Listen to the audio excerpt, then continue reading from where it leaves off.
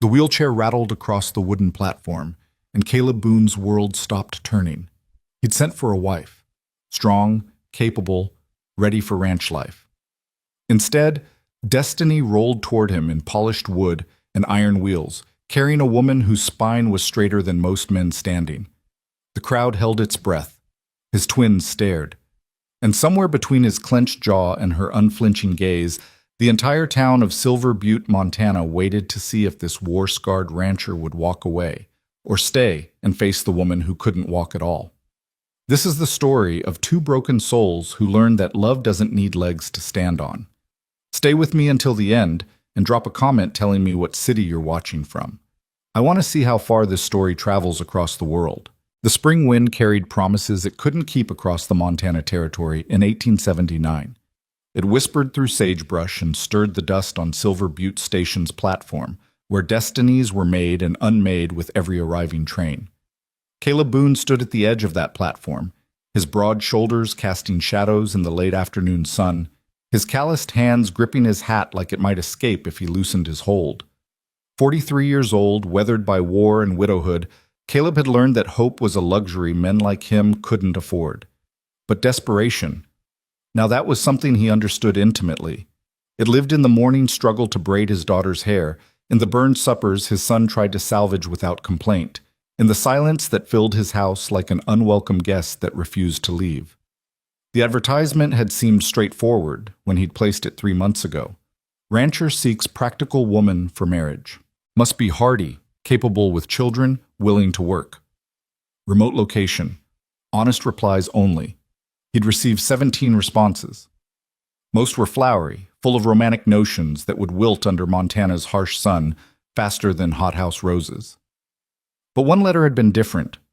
Plain-spoken, intelligent, with just enough warmth to suggest a beating heart beneath practical words. Clara Emerson, she'd signed it. A schoolteacher from Philadelphia, orphaned, seeking a fresh start where her past couldn't follow. They'd exchanged 3 more letters. Hers were always careful, measured, revealing just enough to seem honest while keeping her true self at a careful distance. He'd noticed that, of course. Caleb wasn't a man who missed details, but he'd attributed it to appropriate caution, the kind any sensible woman would exercise when corresponding with a stranger who'd become her husband.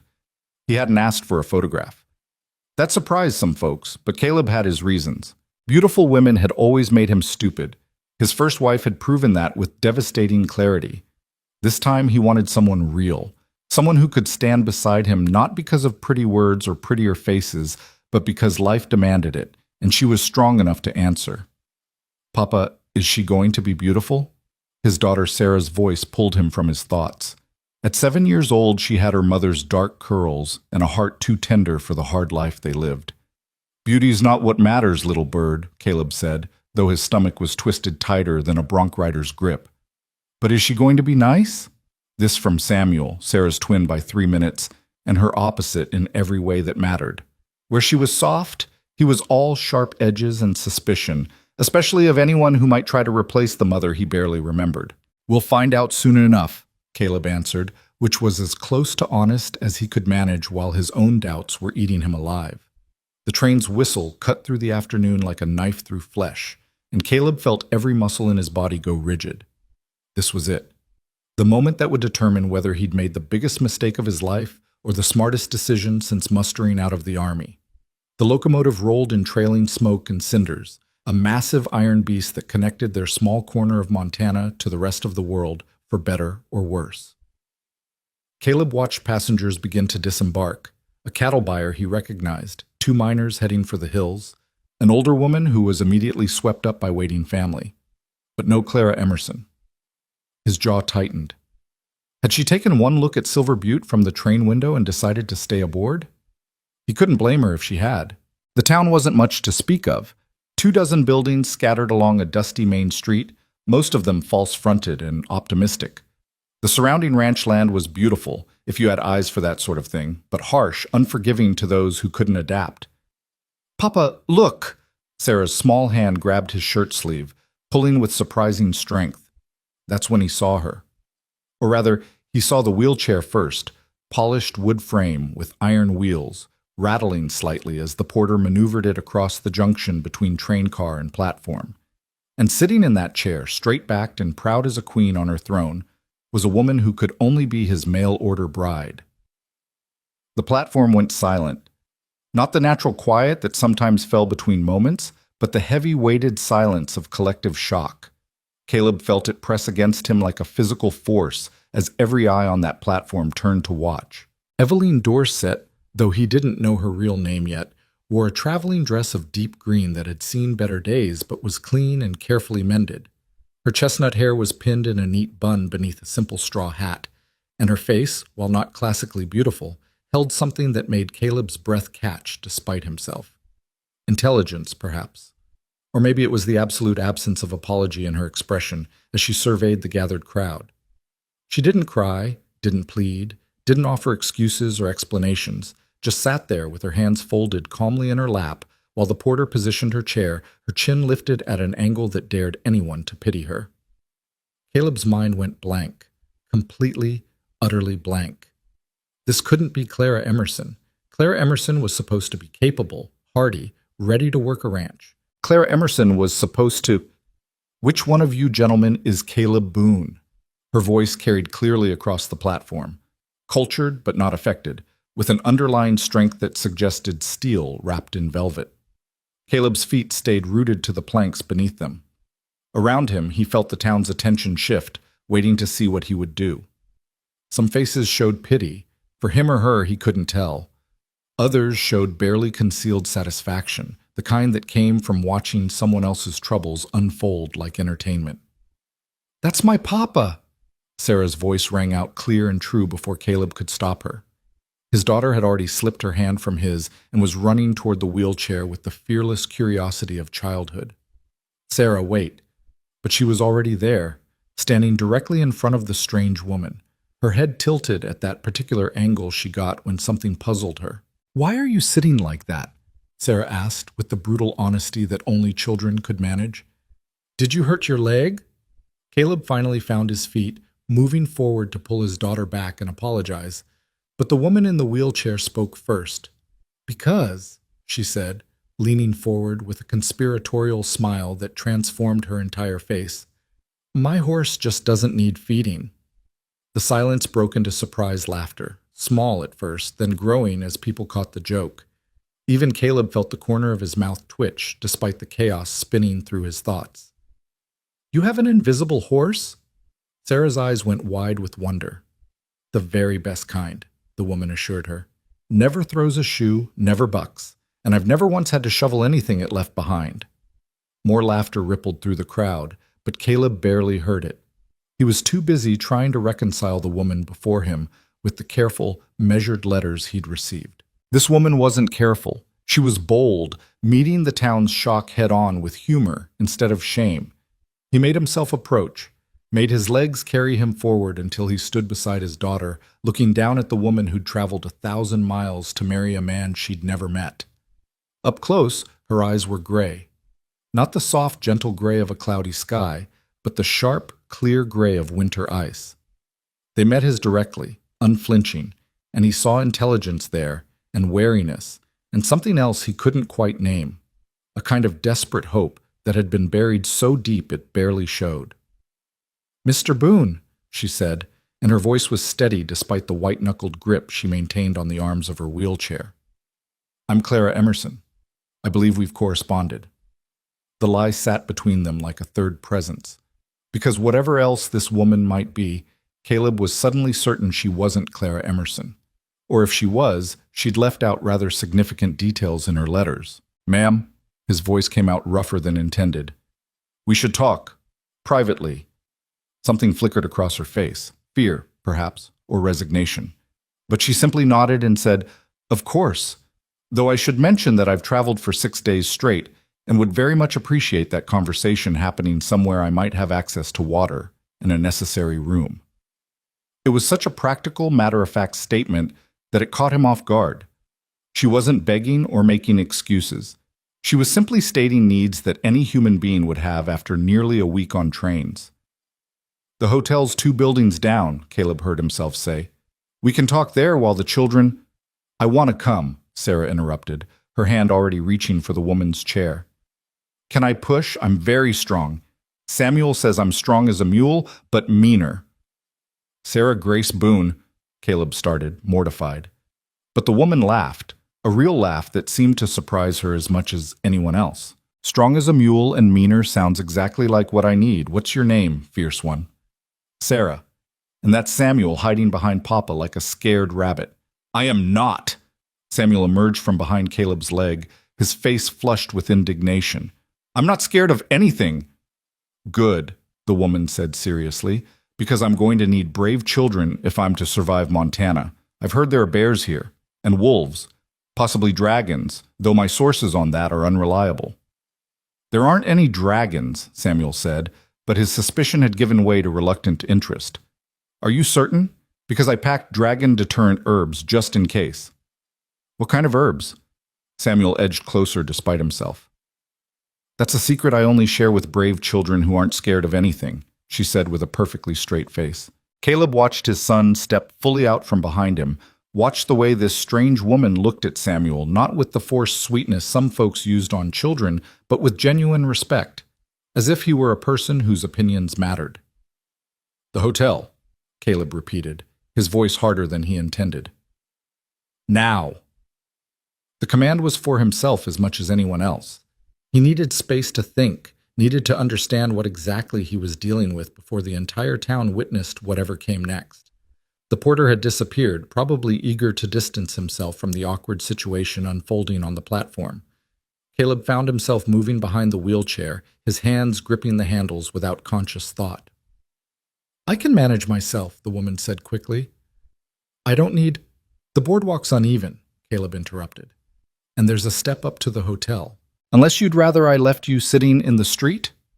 Their eyes met in the reflection of the general store's window, and he saw her jaw tighten with frustration. But she nodded once, sharply, and placed her hands back in her lap. Pushing a wheelchair turned out to be more complicated than Caleb had anticipated. The wheels caught on every crack and divot in the boardwalk, and twice he had to lift the front to get over particularly rough patches. Each time, he felt her stiffen with what he assumed was embarrassment or anger. The walk to the hotel took less than 3 minutes but felt like hours. Every person they passed stopped to stare. Some pretended to be doing something else, examining store windows, adjusting saddles, but their eyes followed the strange procession. Caleb heard whispers starting before they'd even reached the hotel steps. Is that Boone's mail-order bride? In a wheelchair, can you imagine? Poor man. What's he supposed to do with that? Caleb felt heat rise up his neck, but when he glanced down, the woman's expression remained serene, almost distant, as if she'd learned to hear without listening, to let words slide past without landing. Sarah and Samuel had gone strangely quiet, walking one on each side of the wheelchair like small honor guards. When they reached the hotel steps, Caleb said, "Kids, wait here." "But Papa," Sarah started. "Here," he repeated in the voice that meant no arguments. The hotel clerk's eyes widened when Caleb carried the woman, wheelchair and all, up the 3 steps into the lobby. It wasn't graceful, and her hands clutched the chair arms so tightly he thought she might leave dents, but they managed. "I need a room," Caleb told the clerk, a narrow-faced man named Peterson who loved gossip more than his own wife. "Private, just for conversation." Peterson's eyebrows climbed toward his receding hairline. "Now, Caleb, I don't know what kind of establishment you think I run." "A room, Peterson, with a door that closes. Unless you want me to have this conversation right here in your lobby where every Tom, Dick, and Harry can hear." The clerk's curiosity warred with his sense of propriety. Propriety won, barely. "Room 3, end of the hall. Don't expect me to carry that contraption up the stairs." "Ground floor," Caleb said flatly. "All taken." "Then untake one." They stared at each other until Peterson huffed and produced a key. "Fine, but this better not reflect poorly on my establishment's reputation." The room was small and plainly furnished. A bed, a washstand, 2 chairs, and a window that looked out onto the alley. Caleb positioned the wheelchair facing the window, giving her a view of something other than him, then stood with his back against the door. For a long moment, neither of them spoke. Finally, the woman said, "I understand if you want to send me back. The train returns east tomorrow morning. I have enough money for passage. Do you? It wasn't a question. Yes. Her voice remained steady, but he saw her fingers trembling slightly before she clasped them together. I'm not here to trap you, Mr. Boone. I know I'm not what you expected. I know I'm not what you need. And what do I need, Miss Emerson? He put slight emphasis on the name, testing it. Her shoulders stiffened. Someone who can work. Someone who can help on your ranch with your children. Someone who isn't... She gestured vaguely at the wheelchair. This. You lied. Still not a question, but he wanted to hear her admit it. I omitted. Her chin lifted again in that gesture he was beginning to recognize as pure defiance. There's a difference. Not much of one from where I'm standing. No, I suppose there isn't. She turned the wheelchair, the movement practiced, efficient, to face him directly. I told you in my letters that I was a teacher. That's true. I told you I was orphaned. Also true. I told you I wanted a fresh start. Perhaps the truest thing of all. You forgot to mention you can't walk. I didn't forget. Her gray eyes met his without flinching. I deliberately chose not to tell you because I knew exactly what would happen if I did. You'd have thrown my letter away without reading another word, just like the 12 other men I wrote to before you. Caleb felt something twist in his chest. Anger, certainly, but also an uncomfortable recognition. She was right. He would have discarded her letter immediately. He'd wanted practical, capable, strong. A woman in a wheelchair was none of those things. Was she? What happened to you? He asked before he could stop himself. Her expression went carefully blank. Does it matter? To this conversation? Yeah, I'd say it does. She studied him for a long moment as if trying to decide how much truth he could handle.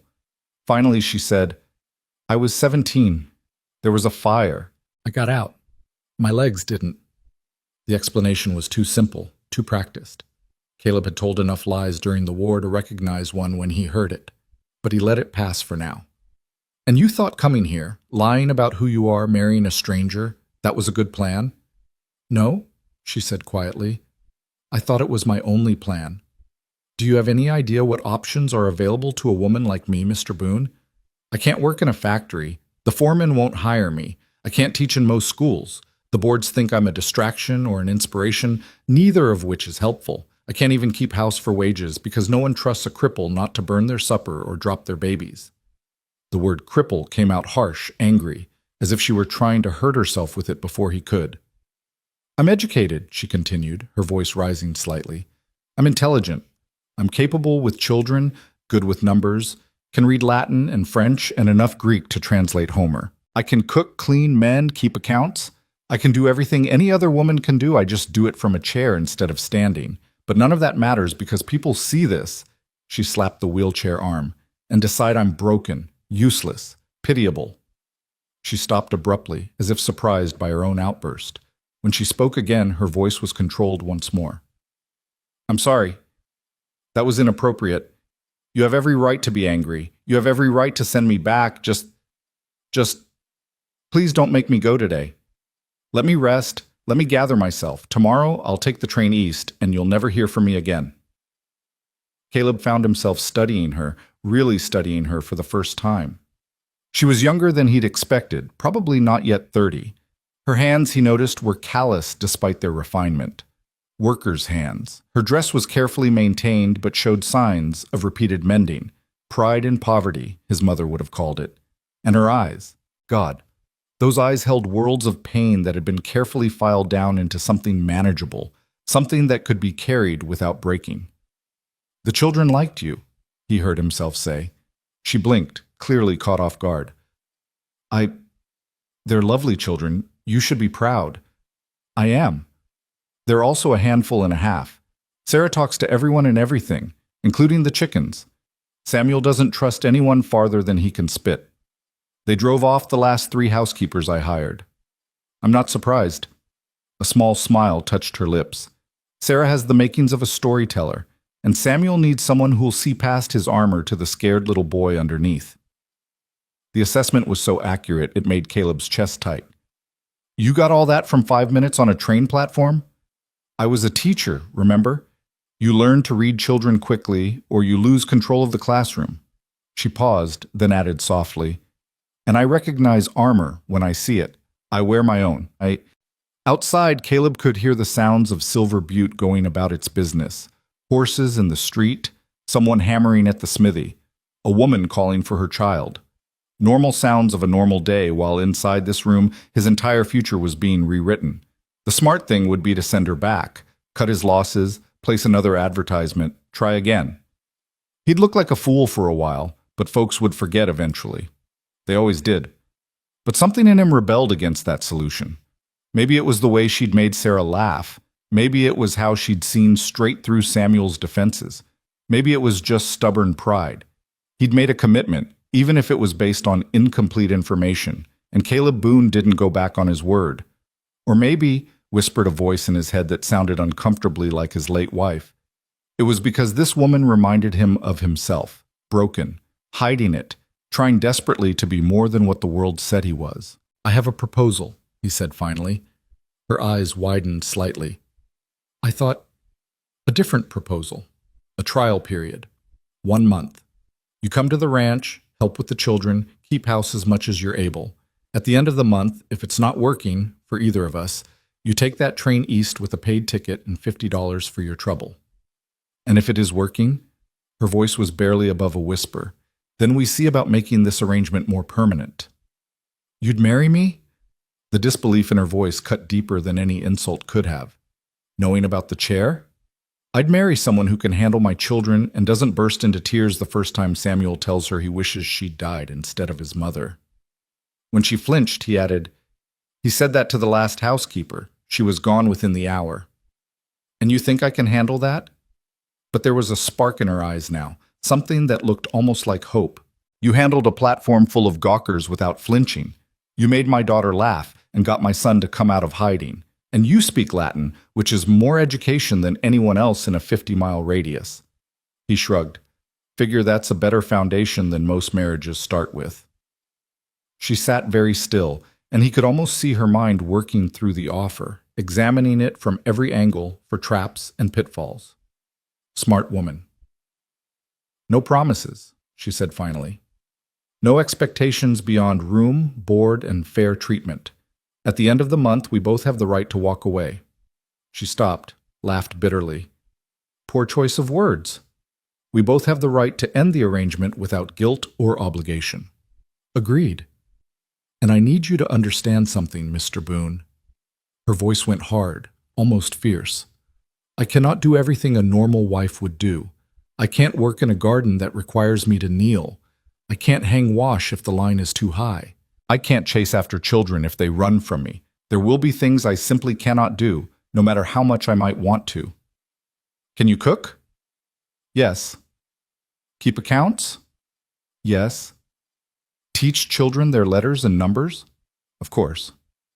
Read books in that fancy Latin? She almost smiled. When the occasion calls for it. Then that's what I need. The rest we'll figure out as we go. He moved toward the door, then paused. But understand something yourself, Miss Emerson. I don't tolerate lying. You want to keep secrets about your past? Fine. But from now on, what you tell me better be truth. Fair enough, she said quietly. Though you should know, my name isn't Clara Emerson. Caleb's hand froze on the doorknob. Come again? Clara Emerson was my sister. She died 3 years ago. I took her name because... She looked away, her jaw working. Because mine felt poisoned. I wanted someone to meet me, really meet me, before the chair, before the name, before all the things that make people decide who I am without knowing me. For a long moment, Caleb just stared at her. Then he said, And your real name is? Evelyn. It came out like a confession. Evelyn Dorset. The name meant nothing to him, which seemed to surprise her. Should I know it? In Pennsylvania, yes. Here? She shook her head slowly. Apparently not. Perhaps that's why I came so far. There were a dozen more questions Caleb wanted to ask, but the exhaustion was written plain on her face now, the long journey and the emotional confrontation finally catching up with her. Stay here tonight, he said instead. Rest. Tomorrow morning, if you still want to try this, I'll come get you at 8. Ranch is about 5 miles out. The ride's rough, so be prepared. I'm always prepared for rough, Mr. Boone. The words held layers of meaning he wasn't ready to unpack. That's how I've survived this long. He nodded and left before he could change his mind or say something stupid. In the hallway, he sagged against the wall and let out a breath that seemed to come from somewhere deep in his soul. What the hell had he just done? Sarah and Samuel were waiting in the lobby, sitting on the worn sofa with their legs swinging. They jumped up when they saw him. Is she staying? Sarah asked immediately. Is she leaving? Samuel countered at the same time. Neither. Both. Caleb scrubbed a hand over his face. She's staying at the hotel tonight. Tomorrow. We'll see about tomorrow. But is she going to be our mother? Sarah pressed. Maybe. That's what we're going to find out. Samuel's expression went stony. We don't need a new mother. No, Caleb agreed quietly. We don't need one, but we might want one. There's a difference. They walked home as the sun began its descent toward the mountains, painting the sky in shades of gold and crimson. The ranch house sat alone at the end of a long dirt road, a sturdy 2-story structure that Caleb had built with his own hands after the war. It wasn't fancy, but it was solid, like everything else in his life, built to endure rather than impress. Inside, the silence felt oppressive. Caleb stood in the kitchen, staring at the cold stove, trying to remember what he'd planned for supper. His mind kept circling back to that hotel room, to gray eyes that held too much pain and too much pride. Evelyn Dorset, not Clara Emerson. Evelyn Dorset, who'd stolen her dead sister's name to escape something in Pennsylvania, who'd traveled 1,000 miles to marry a stranger because it was the only option left to her, who sat in a wheelchair but carried herself like royalty. Papa? Sarah's voice broke through his thoughts. Are you going to cook, or should I get the bread and cheese? He looked at his daughter, 7 years old and already worried about feeding herself and her brother. Too much responsibility for such small shoulders. I'll cook, he said. You two go wash up. But his hands were clumsy on the pots and pans, his mind elsewhere. He burned the beans, and the biscuits came out hard as rocks. The children ate without complaint, long accustomed to his failures in the kitchen. After supper, as he tucked Sarah into bed, she asked, Does her chair have a name? What? The lady's chair, does it have a name, like how Samuel named his stick horse Thunder? Caleb found himself smiling despite everything. I don't know, little bird. Maybe you can ask her tomorrow. I'm going to call it Chariot, Sarah decided. Like in the Bible stories, chariots carried important people. She might like that. In his own room later, Caleb stood at the window and looked out across his land, thousands of acres of Montana territory that he'd fought and bled to claim. It was beautiful in its harsh way, but lonely. God, so lonely. He thought about Evelyn Dorset, sitting in that hotel room, probably unable to sleep, probably questioning her choice to come here, to trust a stranger with her future. Join the club, lady, he thought. We're all questioning our choices tonight. But even as doubt gnawed at him, another part of his mind was already planning. The doorways would need to be checked. Were they wide enough for her chair? The kitchen was all wrong, everything too high. He'd need to lower some shelves, maybe build a table at a different height. The bedroom downstairs could work if he moved the furniture around, gave her space to maneuver. He caught himself mid-thought and almost laughed. Here he was, planning renovations for a woman who might not even come to the ranch tomorrow, who might take one look at the rough road and decide she'd rather face Pennsylvania than this. Sleep came hard and left early. By dawn, Caleb was already at the barn, hitching the wagon. He'd lined it with extra blankets and pillows, trying to make it as comfortable as possible. The road to town was rough. He knew every rut and rock, but there was no helping that. Sarah and Samuel tumbled out of the house still in their nightclothes, drawn by the noise. You're going to get her, Sarah crowed. If she still wants to come, Caleb cautioned. She will, Sarah said with absolute certainty. She promised to tell me about the dragon herbs, remember? At 7:55, Caleb pulled the wagon up in front of the Silver Butte Hotel. His heart was beating faster than it should, his palms actually sweating despite the cool morning air. At 8 o'clock exactly, Evelyn appeared on the hotel porch. She'd changed into a simpler dress, practical calico and a faded blue, and her hair was braided and pinned in a style that looked like it could withstand a windstorm. The wheelchair moved smoothly as she maneuvered down a ramp that Peterson must have grudgingly provided. Caleb climbed down from the wagon, suddenly uncertain. "Morning." "Good morning, Mr. Boone." Her voice was steady, but he could see tension in the set of her shoulders. "I've decided to accept your proposal, if the offer still stands." "It stands." He moved toward her, then hesitated. "I'll need to lift you into the wagon. The chair, too." He saw her throat work as she swallowed. "I understand. Tell me if I'm hurting you." "You won't." But her hands gripped the chair arms as he approached. Caleb had carried wounded men during the war, had dragged friends from battlefields, lifted dying soldiers into ambulances. But somehow, lifting Eveline Dorset felt more intimate, more vulnerable than any of that. She was lighter than he'd expected, her body tense in his arms as he carried her to the wagon and settled her on the padded bench. Then he went back for the chair. It was heavier than it looked, the iron wheels and wooden frame solidly built. He wrestled it into the wagon bed and secured it with rope so it wouldn't slide during the journey. When he climbed up beside her, she was staring straight ahead, her hands clenched in her lap. "You all right?" he asked. "Fine," she said too quickly. "Shall we go?" The ride was every bit as rough as he'd warned. The wagon jolted over every stone, threw them against each other on the turns. Caleb tried to steer around the worst of it, but there was only so much avoiding a man could do. Beside him, Eveline stayed silent, but he could see her jaw clenching with each harsh bump. Once, a particularly vicious rut nearly threw her from the seat. His arm shot out instinctively, steadying her. "Sorry," he muttered. "It's not your fault the road is terrible." Her voice was tight but controlled. "Could have had it graded, I suppose. Never got around to it." "Were you expecting a mail-order bride in a wheelchair?" The sharp humor caught him off guard, and he almost laughed. "Can't say that I was." "Then I absolve you of poor road planning." They fell silent again, but it was a slightly easier silence now. Around them, Montana spread out in all its spring glory. New grass pushing up through winter-brown earth, wildflowers dotting the hillsides, mountains rising sharp and blue in the distance. The air smelled of sage and pine, and something indefinable that meant home. "It's beautiful," Eveline said softly, and he realized she was staring at the landscape with something like wonder. "The letters didn't prepare me for how big everything is. How empty." "Empty doesn't bother you?" Empty sounds peaceful after Philadelphia. There was a story there, but before he could ask, they crested the final rise and his ranch spread out below them. The house, the barn, the corrals. It wasn't much, but it was his. And for the next month, if they could both survive it, it would be hers too. The wagon wheels crunched to a halt in front of the ranch house, and Eveline felt her breath catch in her throat. The building stood solid against the Montana sky, weathered but well-maintained with a wide porch that wrapped around the front.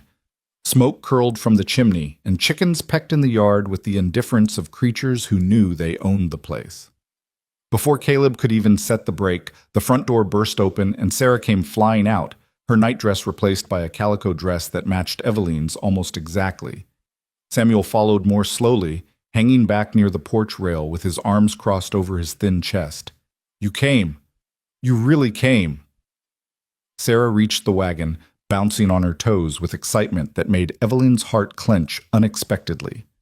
"I did promise to tell you about the dragon herbs," Eveline said, surprised at how steady her voice sounded when her insides were twisted with nervousness.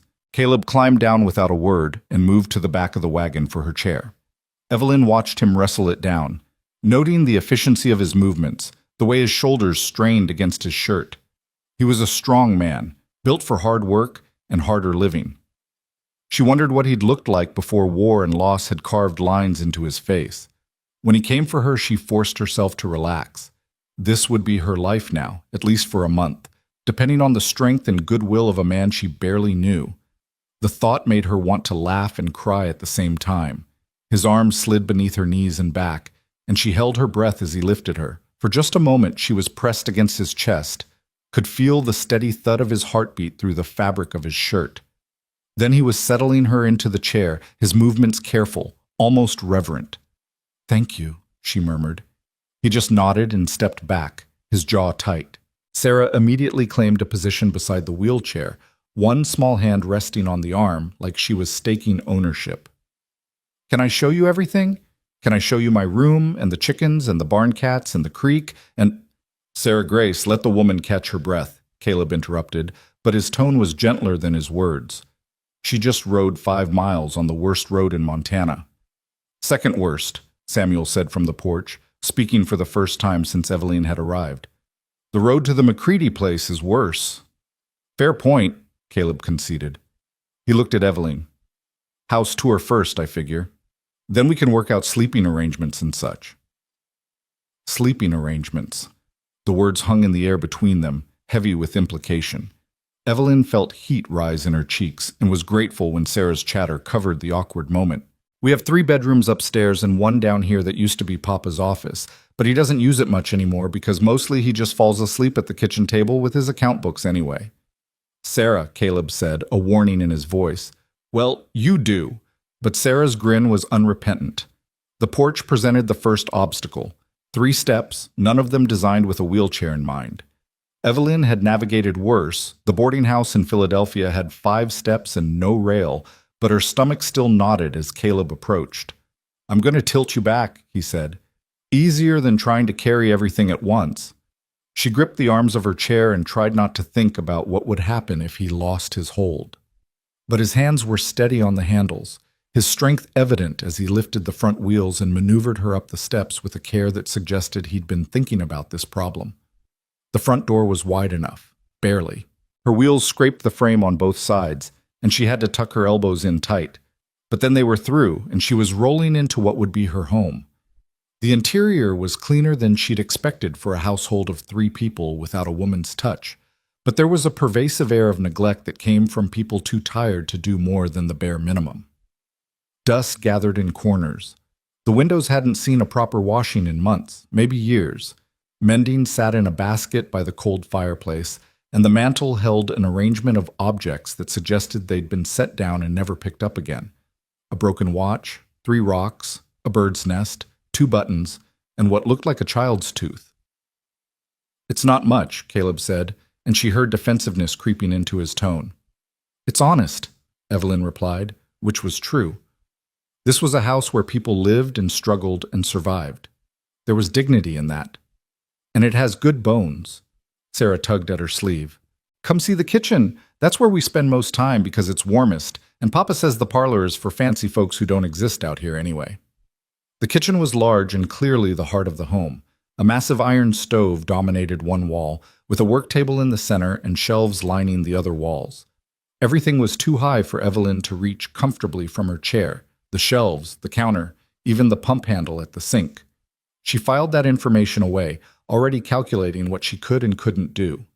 The stove she could manage if she was careful. The table was perfect height, but the shelves would require help or creativity, and washing dishes at that sink would be nearly impossible without assistance. "The downstairs bedroom is through here," Caleb said, gesturing to a door off the kitchen. "Used to be my office, like Sarah said, but I moved my desk to the loft in the barn. Figured you'd need ground floor access." He'd been planning. The thought sent an unexpected warmth through her chest. He'd been planning for her, thinking about what she'd need, how to make this work. The room was small but adequate, with a narrow bed, a washstand, and a window that looked out toward the mountains. Someone, probably Caleb, had already cleared out most of the office furniture, though a bookshelf still lined one wall, crammed with leather-bound volumes. "I can move those books," Caleb said quickly. "Make more space for your things." "Don't you dare," Evelyn said, her voice sharper than intended. Then, softer. "Please, I'd like them to stay, if that's all right." Something shifted in his expression. "You really do read." "Latin, Greek, French, and enough German to be dangerous," she confirmed. "And yes, I really do read. It's one of the few pleasures that doesn't require legs." The words came out more bitter than she'd intended, and she saw him flinch. But before either of them could address it, Samuel appeared in the doorway. "Are you going to cook supper?" he asked, his tone making it clear he expected her to fail. "I suppose that depends on what's available and whether your father minds me taking over his kitchen." "Mind?" Caleb actually laughed, though it sounded rusty from disuse. Lady, if you can make something that doesn't taste like boot leather, I'll build you a throne to cook from. A throne might be excessive, Evelyn said, fighting a smile. But perhaps a stool, something to help me reach the upper shelves. I can build a stool. He said it like a promise, and she found herself believing him. The rest of the morning passed in a blur of activity and adjustment. Caleb showed her where supplies were kept, apologizing for the disorganization. Sarah appointed herself official tour guide and wheelchair pusher, narrating everything they passed with the enthusiasm of a carnival barker. Samuel maintained his distance, watching from doorways and corners, his distrust obvious. By noon, Evelyn's arms ached from propelling herself around the house, and her head spun with information about chickens and horses and which neighbors were friendly and which weren't worth the time. But she'd also begun to see the patterns of this small broken family, the ways they'd adapted to loss and loneliness. Caleb threw himself into work with an intensity that suggested he was running from something. Sarah talked constantly, filling silence with chatter, as if afraid of what might rush in to replace it. And Samuel watched everything with the wariness of someone who'd learned that loving things meant losing them. "Lunch," Caleb announced, depositing bread, cheese, and dried beef on the kitchen table with the efficiency of someone who'd performed this ritual countless times. "It's not fancy." "It's fine," Evelyn assured him, though privately she was already planning changes.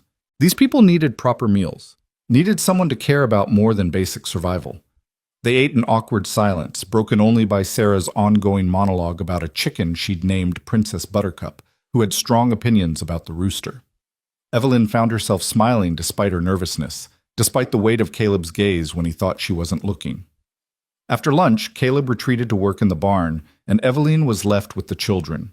Sarah immediately settled on the floor beside her chair, looking up with expectant eyes. "Will you tell us a story?" she asked. "A real one, not like the ones Papa tells about cows and weather." "Hey," Samuel protested from his position near the door. "Papa's stories are fine." "They're boring," Sarah countered. "Last week he tried to tell us about a horse who learned to count, and he fell asleep in the middle." Evelyn bit back a laugh. "What kind of story would you like?" "Something with magic," Sarah said immediately. "An adventure, and maybe a princess who saves herself instead of waiting for a prince." "I don't like princess stories," Samuel announced, but he'd moved closer, she noticed. Closer, but still maintaining escape distance. "Then I'll tell you about a knight," Evelyn said, though not the kind you might expect. She launched into a tale she'd told her students back in Philadelphia about a knight who'd lost his sword arm in battle and had to learn to fight with the other. About how everyone said he was broken, useless, should retire to a monastery and pray. But the knight refused, learned new ways of doing old things, and eventually saved his kingdom not through strength, but through cleverness and adaptation. Sarah hung on every word. Samuel pretended not to listen, but his eyes never left her face. When she finished, Sarah said, "That's a story about you, isn't it?" The perceptiveness of children never ceased to amaze her. "Perhaps. A little.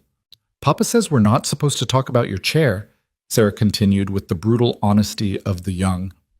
"He says it's not polite, but I think that's silly. It's right there. How are we supposed to pretend it's not?" "Sarah Grace?" Samuel started, looking horrified, but Evelyn laughed, a real laugh that surprised her. "Your father is trying to be kind, but you're not entirely wrong. The chair is here. I'm in it. Pretending otherwise helps no one." She met Sarah's curious gaze directly. "What do you want to know?" "Does it hurt?" "Not the chair itself. Sometimes my back hurts from sitting, sometimes my legs ache even though I can't feel them properly, which is very confusing." "Can you feel anything in them?" Sarah reached out tentatively, her small hand hovering over Evelyn's knee. "You can touch," Evelyn said softly. "It won't hurt me." Sarah's hand landed gently on Evelyn's leg, and the child's face scrunched in concentration. "Can you feel that?" "Barely. Like touching through thick wool." "Is it awful?" This from Samuel, who'd abandoned his post by the door and was now standing just a few feet away. "Being stuck in the chair?" Evelyn considered the question carefully. These children deserved honesty, not the pretty lies adults usually told. Sometimes, she admitted. Sometimes I wake up and forget, just for a moment, and I think about jumping out of bed or running downstairs. And then I remember, and yes, that's awful, but most of the time it's just how things are, like having brown hair instead of blonde, or being short instead of tall. It's part of me, not all of me. Papa says our mother was tall, Sarah said suddenly, her voice gone small. I don't remember. I was too little. The conversational whiplash nearly gave Eveline mental vertigo, but she recognized it for what it was. A test, a way of measuring whether this strange new woman could handle the important things. Tell me about her, Eveline said. I don't want to talk about her, Samuel snapped, his face flushing red. And you don't get to ask about her. You're not her. You'll never be her. He ran before Eveline could respond, his footsteps pounding up the stairs. A door slammed and the house shook. Sarah's eyes filled with tears. He's not mean. He's just sad. I know, sweetheart. Eveline held out her arms, and after a moment's hesitation, Sarah climbed into her lap, curling up like a much younger child. He's protecting himself. That's not meanness. That's survival. They sat like that for a long time, Sarah's small body warm and trusting against her chest. It had been so long since Eveline had held a child, had felt that absolute faith that she could somehow make things better. The weight of it was terrifying and exhilarating at once. When Caleb came in an hour later, dusty and tired, he stopped short at the sight of them. His daughter was asleep in Eveline's lap, and Eveline had her cheek resting on the child's hair, her eyes closed. Sorry, he said quietly, and she jerked awake. Didn't mean to startle you. It's fine. She looked down at Sarah, then back at him helplessly. She's heavier than she looks. The corner of his mouth twitched. Want me to take her? Please. He lifted Sarah with practiced ease, and the girl barely stirred, just mumbled something about dragons and settled against his shoulder. For a moment he stood there holding her, and Eveline saw the fierce love in his eyes, the kind of love that would burn the world down to keep his children safe. When he came back downstairs after depositing Sarah in her bed, his expression had shuddered again. Samuel give you trouble? Nothing I can't handle. She hesitated. He's testing me, seeing if I'll break. Will you? I don't break easily, Mr. Boone. I bend, I adapt, but I don't break. Something that might have been respect flickered across his face. Dinner? If you'll help me reach the things I need, I can make us a proper meal, not just bread and cheese. They worked together in an awkward dance, him reaching high shelves while she directed operations from her chair. She discovered he had flour, lard, dried beans, salt pork, molasses, and a few precious eggs. Not much to work with, but she'd made do with less. As she worked, rolling dough for biscuits, setting beans to soak for tomorrow, frying salt pork with the skill of long practice, she felt Caleb watching her, not with pity or disgust, but with something she couldn't quite name. Curiosity, maybe, or reassessment. You really can cook, he said finally. Did you think I was lying about that too? The words came out sharper than intended, and she saw him stiffen. But then he said, Fair. I deserve that.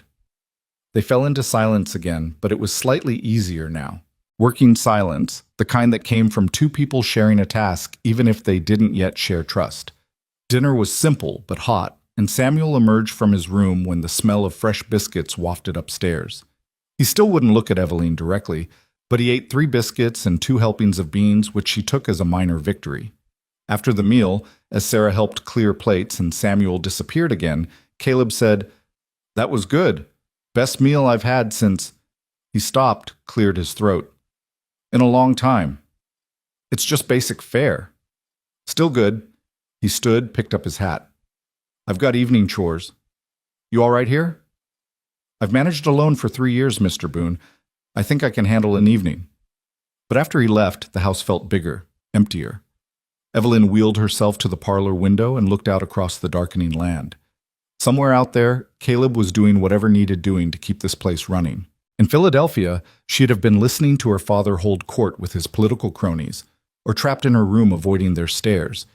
Here, she was useful. Here, maybe she could build something real. The sound of the front door opening broke her reverie, but it wasn't Caleb, It was Samuel, standing in the doorway with his arms crossed and his chin jutted out defiantly. "I don't want you here," he said, the words tumbling out in a rush. "I don't care if you can cook or tell stories or if Sarah likes you. You're not my mother. You'll never be my mother. And someday you'll leave just like she did. And then what? We're supposed to just keep getting hurt over and over?" The pain in his voice made Evelyn's heart crack. She didn't move toward him, didn't try to touch or comfort. She just said, "You're right." That clearly wasn't what he'd expected. His aggressive stance faltered. "What?" "You're absolutely right. I'm not your mother. I can't replace her, and I wouldn't try to even if I could. The love you have for her, the grief you carry, those are yours. No one gets to take them away or tell you they don't matter." Samuel's eyes were suspiciously bright. "Then why are you here?" "Because your father asked me to come. Because I thought maybe I could help in small ways with the practical things that need doing. I'm not here to be your mother, Samuel. I'm just here to be, someone who cares. If you'll let me." "What if I don't want to let you?" "Then that's your choice, and I'll respect it. But I'll still be here, and I'll still care, whether you want me to or not. That's just how it works, I'm afraid." He stood there for a long moment, warring with himself. Then he said, his voice very small, "She died because of me." Evelyn's breath stopped. "What?" "Mama. She died having Samuel, me." He looked at the floor. "I heard Mrs. McCready tell someone once. Said Papa would have been better off if I died instead." Rage, pure and hot, flooded through Evelyn. She wanted to wheel herself to the McCready place and give that woman a piece of her mind that would peel paint. But Samuel needed something different right now. "Come here," she said gently. He hesitated, then shuffled closer. "Look at me." She waited until his tear-filled eyes met hers. "Mrs. McCready is a fool who doesn't know her ass from her elbow, and you can tell her I said so." That startled a watery laugh out of him. "You're not supposed to curse." "I'll curse when someone needs cursing about. Now listen to me carefully. Babies don't kill mothers. Sometimes bodies just fail. It's not the baby's fault, and it's not your fault. It's not anyone's fault. It's just one of the terrible, unfair things that happen in this world." "But Papa..." "Your Papa loves you more than anything in this world. I've seen it in the way he looks at you, the way he makes sure you're fed even when he forgets to feed himself. Whatever grief he carries, it's not directed at you." "How do you know?" "Because," she said softly, "I know what it looks like when someone blames you for existing. My father looked at me that way every day after the fire. Your father doesn't look at you like that. Not once, not ever." Samuel wiped his nose on his sleeve. "You promise?" "I promise." He stood there for another moment, then impulsively threw his arms around her neck in a fierce hug that nearly tipped her chair backward. She held him while he cried, the dam finally breaking on years of held-back grief. That's how Caleb found them when he came in 20 minutes later. His son sobbing in the arms of a woman they'd known less than a day, and Evelyn murmuring soft comfort in a voice that held its own tears. Their eyes met over Samuel's shaking shoulders, and something passed between them. Understanding, perhaps. Or the beginning of trust. Later, after Samuel had cried himself out and gone to bed, after Sarah had been tucked in with a story about brave knights and smart princesses, Caleb and Evelyn found themselves alone in the kitchen. The fire in the stove had burned down to embers, casting the room in warm shadow. "Thank you," Caleb said quietly, "for whatever you said to him. He hasn't cried like that since ever, really." "He needed to," Evelyn replied. "He's been carrying too much for too long." "Seems like a specialty of yours, seeing what people carry." She looked at him, really looked at him, and saw past the hard exterior to the lonely man beneath. "Takes one to know one, Mr. Boone." "Caleb," he said suddenly. "Call me Caleb. All this Mr. Boone business makes me feel old." "Then you should call me Evelyn, unless you prefer to keep things formal." "Evelyn," he tested the name, and she liked the way it sounded in his rough voice. "Your sister, the real Clara. How'd she die?" Evelyn's hands tightened in her lap. "Fever. Fast and cruel. She was the good one, the beautiful one, the one everyone loved." and then she was just gone. And you took her name. I took her name because when I wrote letters as myself, as Evelyn Dorset, daughter of Judge Thaddeus Dorset, I got either proposals from men who wanted my father's connections or rejections from men who'd heard the stories. Claire's name was clean. Claire's name let me be just a woman looking for a chance. What stories? Caleb asked, though his tone suggested he wasn't sure he wanted to know. Evelyn stared into the dying fire. The fire wasn't an accident. 3 men broke into our house looking for my father. He'd sentenced someone they loved to hang, and they wanted revenge. My father wasn't home. I was. She paused, her voice dropping. They left me alive, but they made sure I'd never run from anything again. The silence that followed was heavy with horror. When Caleb spoke, his voice was rough with barely contained rage. Did they catch them? 2 of them. The 3rd disappeared. My father built me a prison disguised as care, hired nurses, doctors, kept me locked in a room for my safety. I was 17 years old, and he treated me like a broken doll to be kept on a shelf. She looked up at Caleb. When Clara died, I saw my chance, took her papers, sold what jewelry I had, and bought a train ticket as far as my money would take me. Montana seemed far enough. Jesus, Caleb breathed. So you see, I didn't just lie to you about a name, I lied about everything. I'm not some innocent schoolteacher seeking adventure. I'm a fugitive daughter running from a powerful man who thinks he owns me. If my father finds out where I am... She didn't finish the sentence. Caleb was quiet for a long moment. Then he said, Your father know you're in Montana? I don't think so. I was careful. Then he won't find out from me. He stood, moved to the stove, added wood to bank the fire for the night. When he turned back, his face was set in hard lines. You ran because you had to. I understand that. But now you're here, and you're under my roof. That means something. Anyone comes looking for Evelyn Dorset, they'll have to go through me first. The fierce protectiveness in his voice made her throat tight. You barely know me. I know you made my daughter laugh. I know you made my son cry in a way he needed to. I know you cooked a dinner that felt like a home instead of just a house. He met her eyes directly. And I know what it's like to run from something that wants to break you. So yeah, maybe I barely know you, but I know enough. Evelyn felt tears prick at her eyes and blinked them back furiously. She would not cry. She'd cried enough in Philadelphia to last a lifetime. Thank you, she managed. Don't thank me yet. Month's not over. But his voice had lost its hard edge. Get some sleep. Morning comes early on a ranch, and tomorrow I've got to teach you how we do things around here. He left her sitting in the kitchen, surrounded by the sounds of a house settling for the night. Evelyn wheeled herself to her small room, transferred to the bed with practiced efficiency, and lay staring at the ceiling. 1 day down. 29 to go. But as she drifted towards sleep, she found herself thinking not about the days ahead, but about the warmth in Caleb's voice when he'd said her real name, about Samuel's arms around her neck, about Sarah's trust. Maybe, just maybe, she'd found something worth staying for, even if it was just for a month. Morning light crept through the thin curtains of Evelyn's room, bringing with it the realization that yesterday had been real. She was actually here, on a Montana ranch, committed to a month-long trial of playing house with a widower and his traumatized children. The absurdity of it would have made her laugh if her ribs didn't ache from sleeping in an unfamiliar bed. She heard movement in the kitchen, the clank of the stove being opened, the shuffle of boots on wood floor. Caleb was already up, probably had been for hours if ranch life ran anything like she'd read about.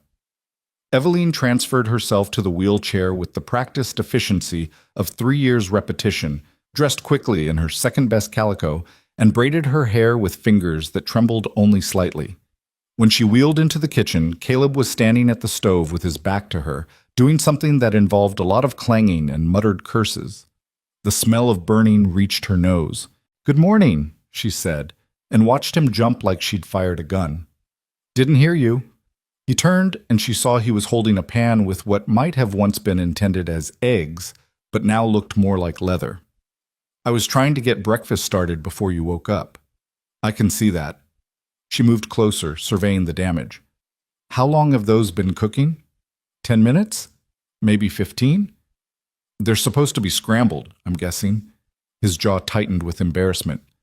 I can work cattle, fix fences, deliver a breech calf in the dark, but cooking defeats me every damn time. Then it's fortunate I'm here.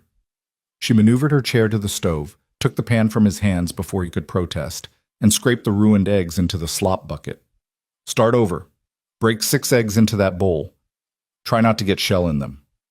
For a moment she thought he might argue, might assert his authority as master of this house, but instead he just nodded and reached for the egg basket. They worked in silence, him breaking eggs with surprising delicacy for such large hands, her heating fresh lard in the pan and showing him how to beat the eggs properly with milk and salt. The secret, she said as she poured the mixture into the hot pan, is patience. Low heat, constant stirring, remove them before they look done. They'll finish cooking in their own heat. That doesn't make sense. Most good cooking doesn't. It's instinct and practice. She stirred slowly, watching the eggs form soft curds. My mother taught me. Before she died, she made sure I could cook, clean, manage a household. She said a woman who could feed herself and others would never be completely helpless. She sounds wise. She was. My father married beneath his station to get her, and his family never let him forget it. But she held her head high, ran his house perfectly, and made sure I learned to do the same. Evelyn slid the eggs onto a platter, their surface glistening and perfect. Even when I couldn't walk anymore, she insisted I keep learning. Said the day I gave up on being useful was the day I might as well be dead. That's harsh. That's survival. She met his eyes.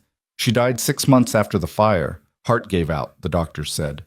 But I always thought she just couldn't bear seeing me broken. The raw honesty seemed to catch him off guard.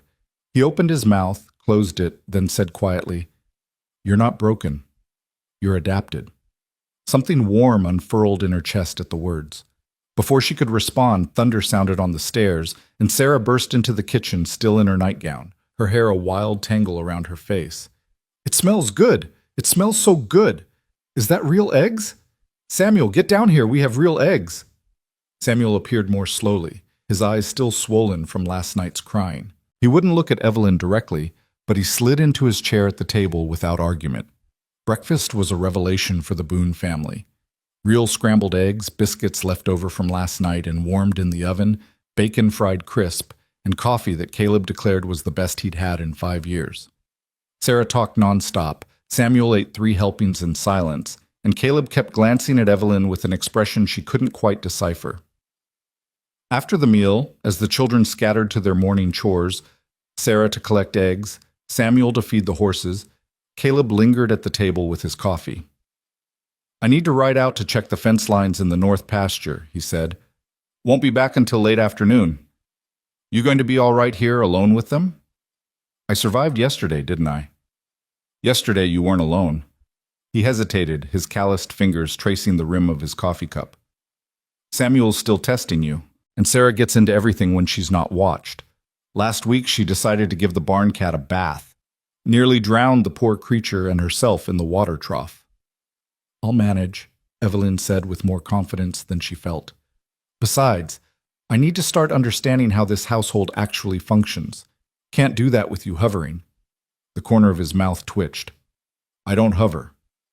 You've been watching me like I might spontaneously combust since I arrived. Can you blame me? You're not exactly what I expected." "No," she agreed. "I'm sure I'm not. But I'm what you've got for the next 28 days, so you might as well trust me to not burn down your house while you're gone." He studied her for another long moment, then nodded and stood. "There's a bell on the porch. If there's trouble, real trouble, ring it. Sound carries, and the McCready place is only 2 miles south. They'll come." "The same McCready who told Samuel he should have died instead of his mother?" Caleb's face went hard. "That was Martha McCready, and she's a bitter old woman who should have kept her mouth shut. But her husband John is decent enough, and their sons would come if you needed help." After he left, the house seemed to exhale. Evelyn heard Sarah singing to the chickens, heard Samuel's voice talking to the horses in the barn. Normal sounds of a normal morning, except nothing about this situation was normal. She spent the morning exploring the house more thoroughly, taking mental inventory of what needed doing. The mending basket was overflowing, the windows were filthy, the floors needed scrubbing, the pantry was a disaster of half-empty sacks and unlabeled jars. It would take weeks to set things right, and she only had a month. Sarah found her in the parlor, staring at the mantle collection with bemusement. "That's Samuel's tooth," Sarah said helpfully, pointing. "It fell out last winter and Papa said we should keep it because maybe the tooth fairy would come late. She never did, though." "I see. And the bird's nest?" "I found it after a storm. I was going to put it back, but I couldn't find the tree it came from, so I kept it instead. Papa says I'm a collector of unnecessary things."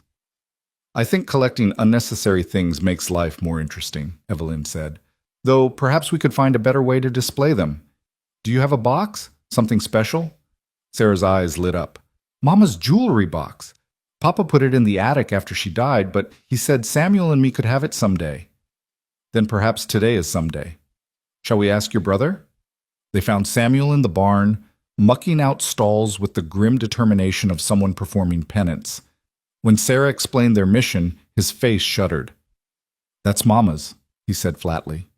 "Yes," Evelyn agreed, "which is why it should be used by her children, not gathering dust in an attic." "You just want to get rid of her things." "No, I want to honor her by letting the things she loved be useful again. There's a difference." Evelyn kept her voice gentle but firm. "Your mother would want you to have her jewelry box, wouldn't she? To keep your treasures safe?" Samuel's throat worked. "She always kept pretty things in it. Buttons, ribbons, a silver thimble Grandma gave her." "Then let's see if those things are still there. Maybe you and Sarah could each choose something to keep, something that's just yours." It took another 10 minutes of coaxing, but eventually Samuel agreed. The attic was predictably inaccessible to Evelyn's wheelchair, so she directed operations from the bottom of the ladder while the children climbed up and rummaged through the dusty space. "Found it!" Sarah's triumphant cry echoed down, followed by the appearance of a carved wooden box that had seen better days but still held traces of beauty in its intricate lid design. They spread the contents on the kitchen table like pirates dividing treasure. The silver thimble, wrapped in cloth, a handful of carved buttons, 3 ribbons, blue, green, and yellow, a locket with a broken chain, a small bottle of perfume mostly evaporated, and at the bottom, wrapped in paper, 2 letters. Samuel picked up one of the envelopes, his hands shaking. "This one's for me. It says, 'To my son Samuel, when you're old enough to read.'" Sarah grabbed the other. "Mine too. It says, 'To my Sarah girl, when you can read these words yourself.'" Evelyn felt her throat tighten. "Your mother wrote you letters before she died." "Papa never told us," Samuel whispered. "He never said anything about letters." "Perhaps he didn't know about them. Perhaps she hid them here, waiting for the right time." Evelyn's heart ached for these children, for the mother who'd known she might not survive childbirth but had tried to leave pieces of herself behind anyway. "Those letters are yours, private. You can read them now, or later, or never. But they belong to you." Sarah looked torn between desperate curiosity and fear. Samuel just stared at his envelope like it might explode. "I'll be in the parlor if you need me," Evelyn said quietly, giving them space for this moment that was too sacred for a stranger's presence. She heard them whispering in the kitchen, heard one of them start to cry, and then the other joining in. But she didn't intrude, just sat in her chair by the window and watched the Montana sky stretch endlessly overhead. An hour later, both children emerged red-eyed but somehow lighter. Sarah climbed immediately into Evelyn's lap, clutching her letter like a lifeline. "She said she loved me," Sarah whispered.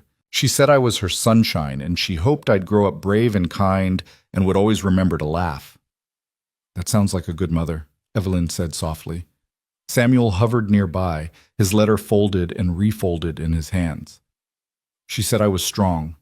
She said I was born fighting, and she knew I'd keep fighting my whole life. She said," his voice cracked, "she said it wasn't my fault. That she chose to have me and Sarah, chose to take the risk, and she'd do it again even knowing what would happen." Evelyn held out her free arm, and after a moment's hesitation, Samuel stepped into it. She held both children while they cried, felt their tears soak through her dress, and wondered if their mother was somewhere watching, grateful that someone was here to catch her babies when they fell. The afternoon passed in a strange, gentle blur. Sarah wanted to organize her treasures in the jewelry box, so they spent an hour sorting stones by color, arranging the bird's nest on cotton wool, placing Samuel's tooth in the thimble like it was a precious gem. Samuel watched from a distance at first, then gradually crept closer until he was sitting on the floor beside them, offering suggestions about placement. "We should put Mama's ribbon in too," he said suddenly. "The blue one. She always wore blue." Sarah nodded solemnly, and they placed the ribbon in the box like they were performing a religious ritual. Evelyn felt tears prick her own eyes and blinked them back. She needed to be strong for these children, not dissolve into sentiment. "Tell us another story," Sarah demanded as they finished. "Tell us about the knight again, the one who lost his arm." "I told you that one yesterday." "So? It's a good story. Tell it again, but different. Tell us what happened next." So Evelyn did, spinning the tale further, telling them about the knight's daughter, who learned to fight with two swords because one wasn't enough, about the son who became a scholar because someone had to be smart enough to outwit the enemies that couldn't be defeated with steel. She told them about adaptation and resilience and the quiet courage it took to keep living when the world said, "You should give up." Samuel interrupted partway through. "That's us too, isn't it? The daughter and the son?" "Maybe," Evelyn admitted. "A little. And Papa's the knight? Perhaps. What do you think?" Samuel considered this seriously. "I think Papa's the knight who forgot he was still fighting. I think he got tired and sad and stopped believing he could win." The perceptiveness took Evelyn's breath away. "Then maybe he needs people to remind him," she said quietly. "People who believe in him even when he doesn't believe in himself." "People like you?" Sarah asked. "People like all of us," Evelyn corrected. "This family. Together." The word family hung in the air between them, fragile and dangerous. But neither child contradicted her, and Evelyn took that as a small victory. By the time Caleb returned, dusty and exhausted, the house had been transformed. Not in any dramatic way. The windows were still dirty, the floors still needed work, but in small touches that spoke of care. The jewelry box sat on the mantel, displayed proudly. Fresh bread cooled on the counter, filling the house with yeast and comfort. The mending basket had been reduced by half, and a pot of stew bubbled on the stove, rich with vegetables from the root cellar and meat from the smokehouse. Caleb stopped in the doorway, taking it all in. "Something smells incredible." "Beef stew," Evelyn said from her position at the stove, "and biscuits, though those won't be ready for another 20 minutes. Did the children—" He stopped, his eyes landing on the jewelry box. His face went carefully blank. "Where did that come from?" "The attic," Sarah said, appearing at his elbow. "We found Mama's letters, Papa. She wrote to us before she died." Caleb's face drained of color. "Letters?" "She hid them in her jewelry box," Samuel added, coming to stand beside his sister in unconscious solidarity. "Why didn't you tell us about them?" "I didn't know." Caleb's voice came out strangled. I didn't know she'd written anything." "They're private," Evelyn said quickly, sensing disaster brewing. "The children's letters from their mother, but they found them today while looking for the jewelry box, and I thought it would be good for them to have something to keep their treasures in." Caleb just stared at the box, his jaw working. Finally he said, "I'm going to wash up," and left the room abruptly. The children exchanged worried glances. Sarah whispered, "Is Papa mad?" "No, sweetheart. He's sad. Sometimes when people are very sad, it looks like anger because anger is easier to carry."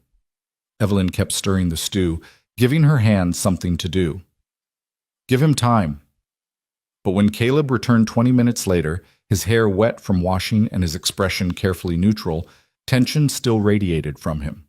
They ate dinner in near silence. The earlier warmth of the day evaporated into awkwardness. After the children went to bed, Caleb finally spoke. "You had no right to give them that box." Evelyn had been expecting this. "You're correct. I didn't ask permission. I apologize." "Do you?" His voice was harsh. "Because it seems like you've been here 2 days, and you're already rearranging my life, making decisions about my children, digging up the past I've been trying to let rest." "The past was never resting," Evelyn said quietly. "It was festering. There's a difference." "Don't!" He stood abruptly, his chair scraping loudly against the floor. Don't pretend you understand this family after 2 days. Don't pretend you know what's best for my children when you barely know their names.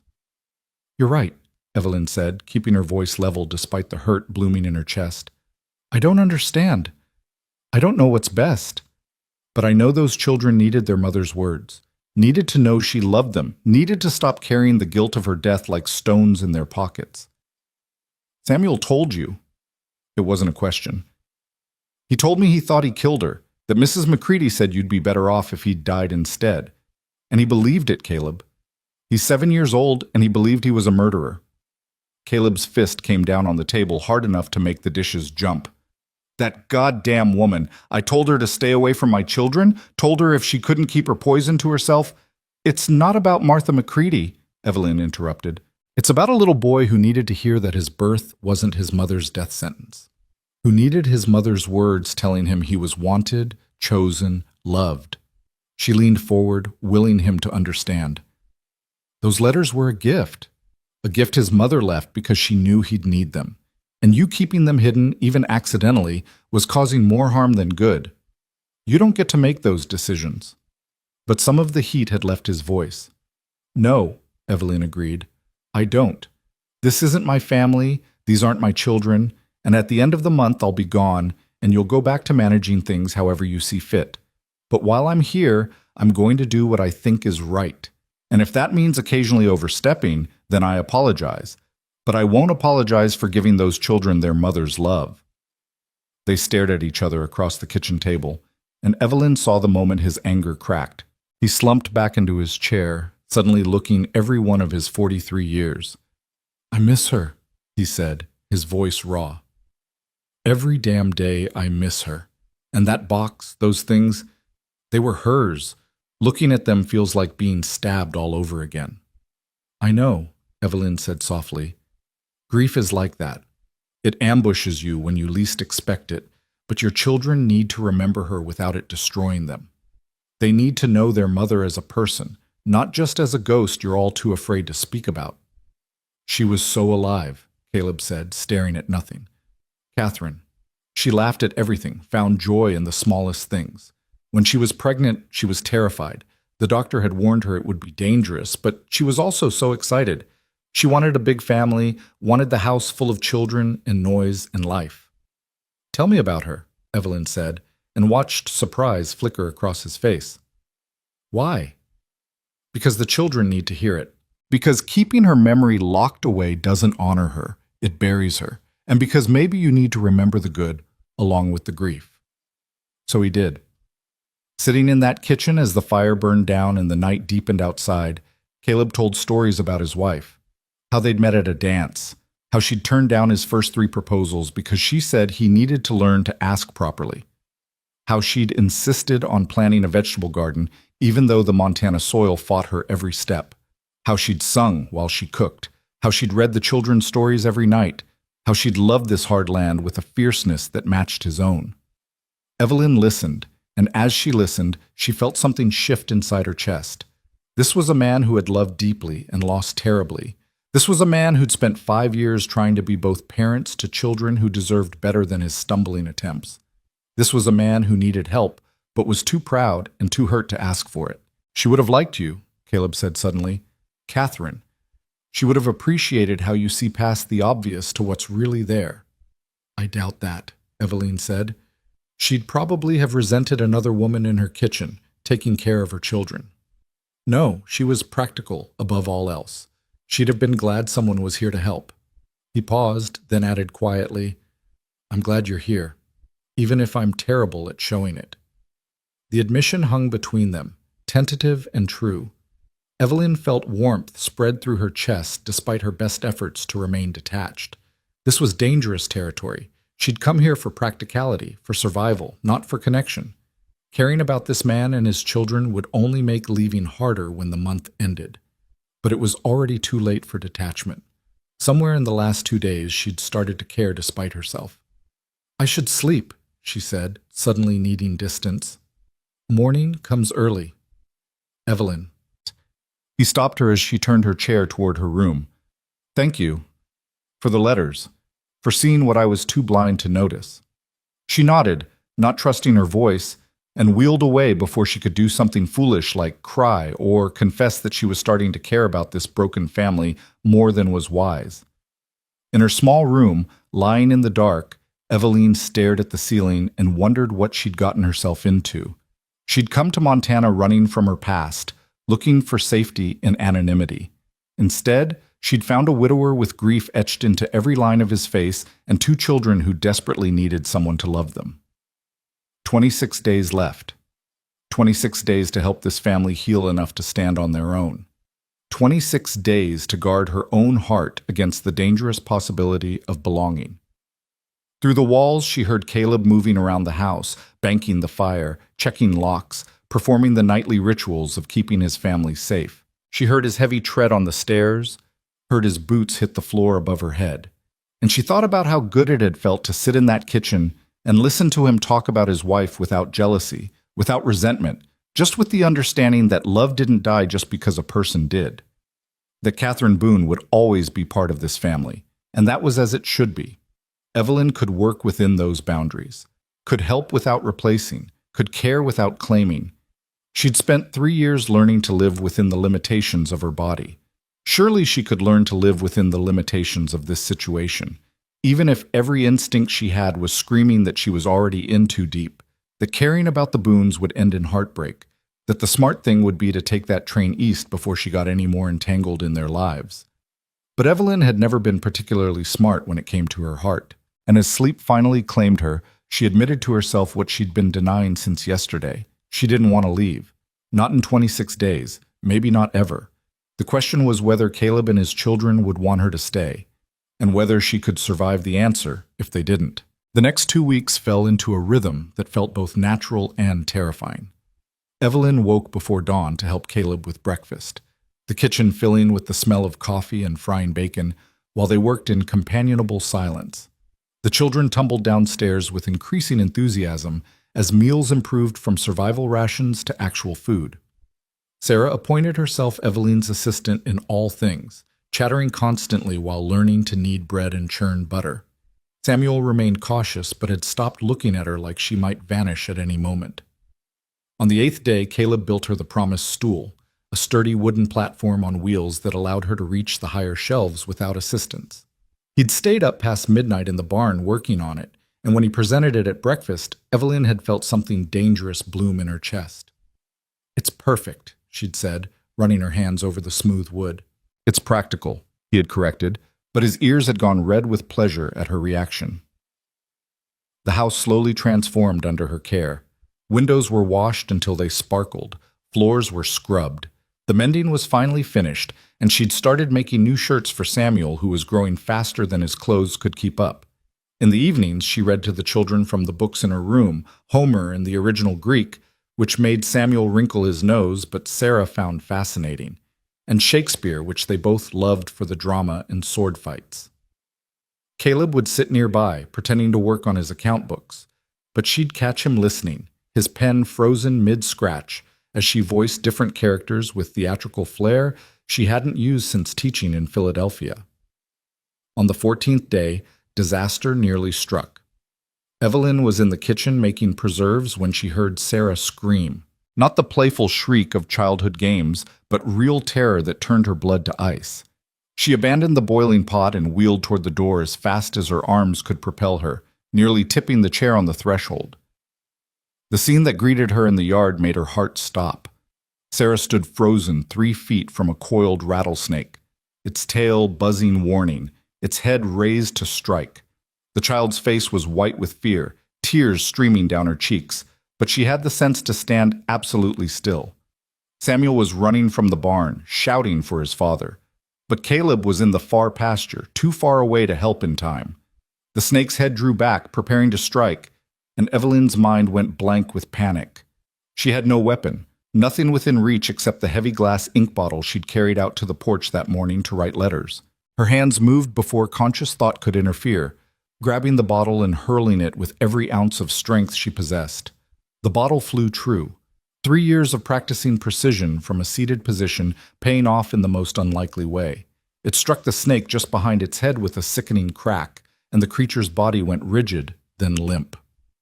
Dead or stunned, Evelyn couldn't tell, but Sarah was already running, throwing herself at Evelyn with such force they nearly both toppled from the chair. "It's all right, you're all right, I've got you," Evelyn murmured into the child's hair, her own heart hammering so hard she thought it might break through her ribs. Samuel reached them seconds later, a pitchfork clutched in his hands. He stared at the snake, then at Evelyn, his eyes wide with something like awe.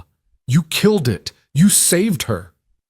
"I got lucky," Evelyn managed, though her hands were shaking so badly she could barely hold on to Sarah. "You saved my sister." Samuel's voice broke on the words, and then he was crying, dropping the pitchfork and wrapping his arms around both Evelyn and Sarah in a fierce embrace. That's how Caleb found them 5 minutes later, drawn by Samuel's earlier shouts. 3 people tangled together beside a dead snake, all of them crying for different reasons. "What happened?" His voice was sharp with fear as he swung down from his horse. "Is anyone hurt?" "Miss Evelyn saved me," Sarah hiccuped through her tears. "The snake was going to bite me and she threw her ink bottle and killed it, and Samuel said I could have died, but I didn't because she saved me." Caleb's eyes found the snake, the shattered ink bottle, then Evelyn's face. She watched understanding dawn, watched him realize how close he'd come to losing his daughter, and saw something crack in his carefully maintained control.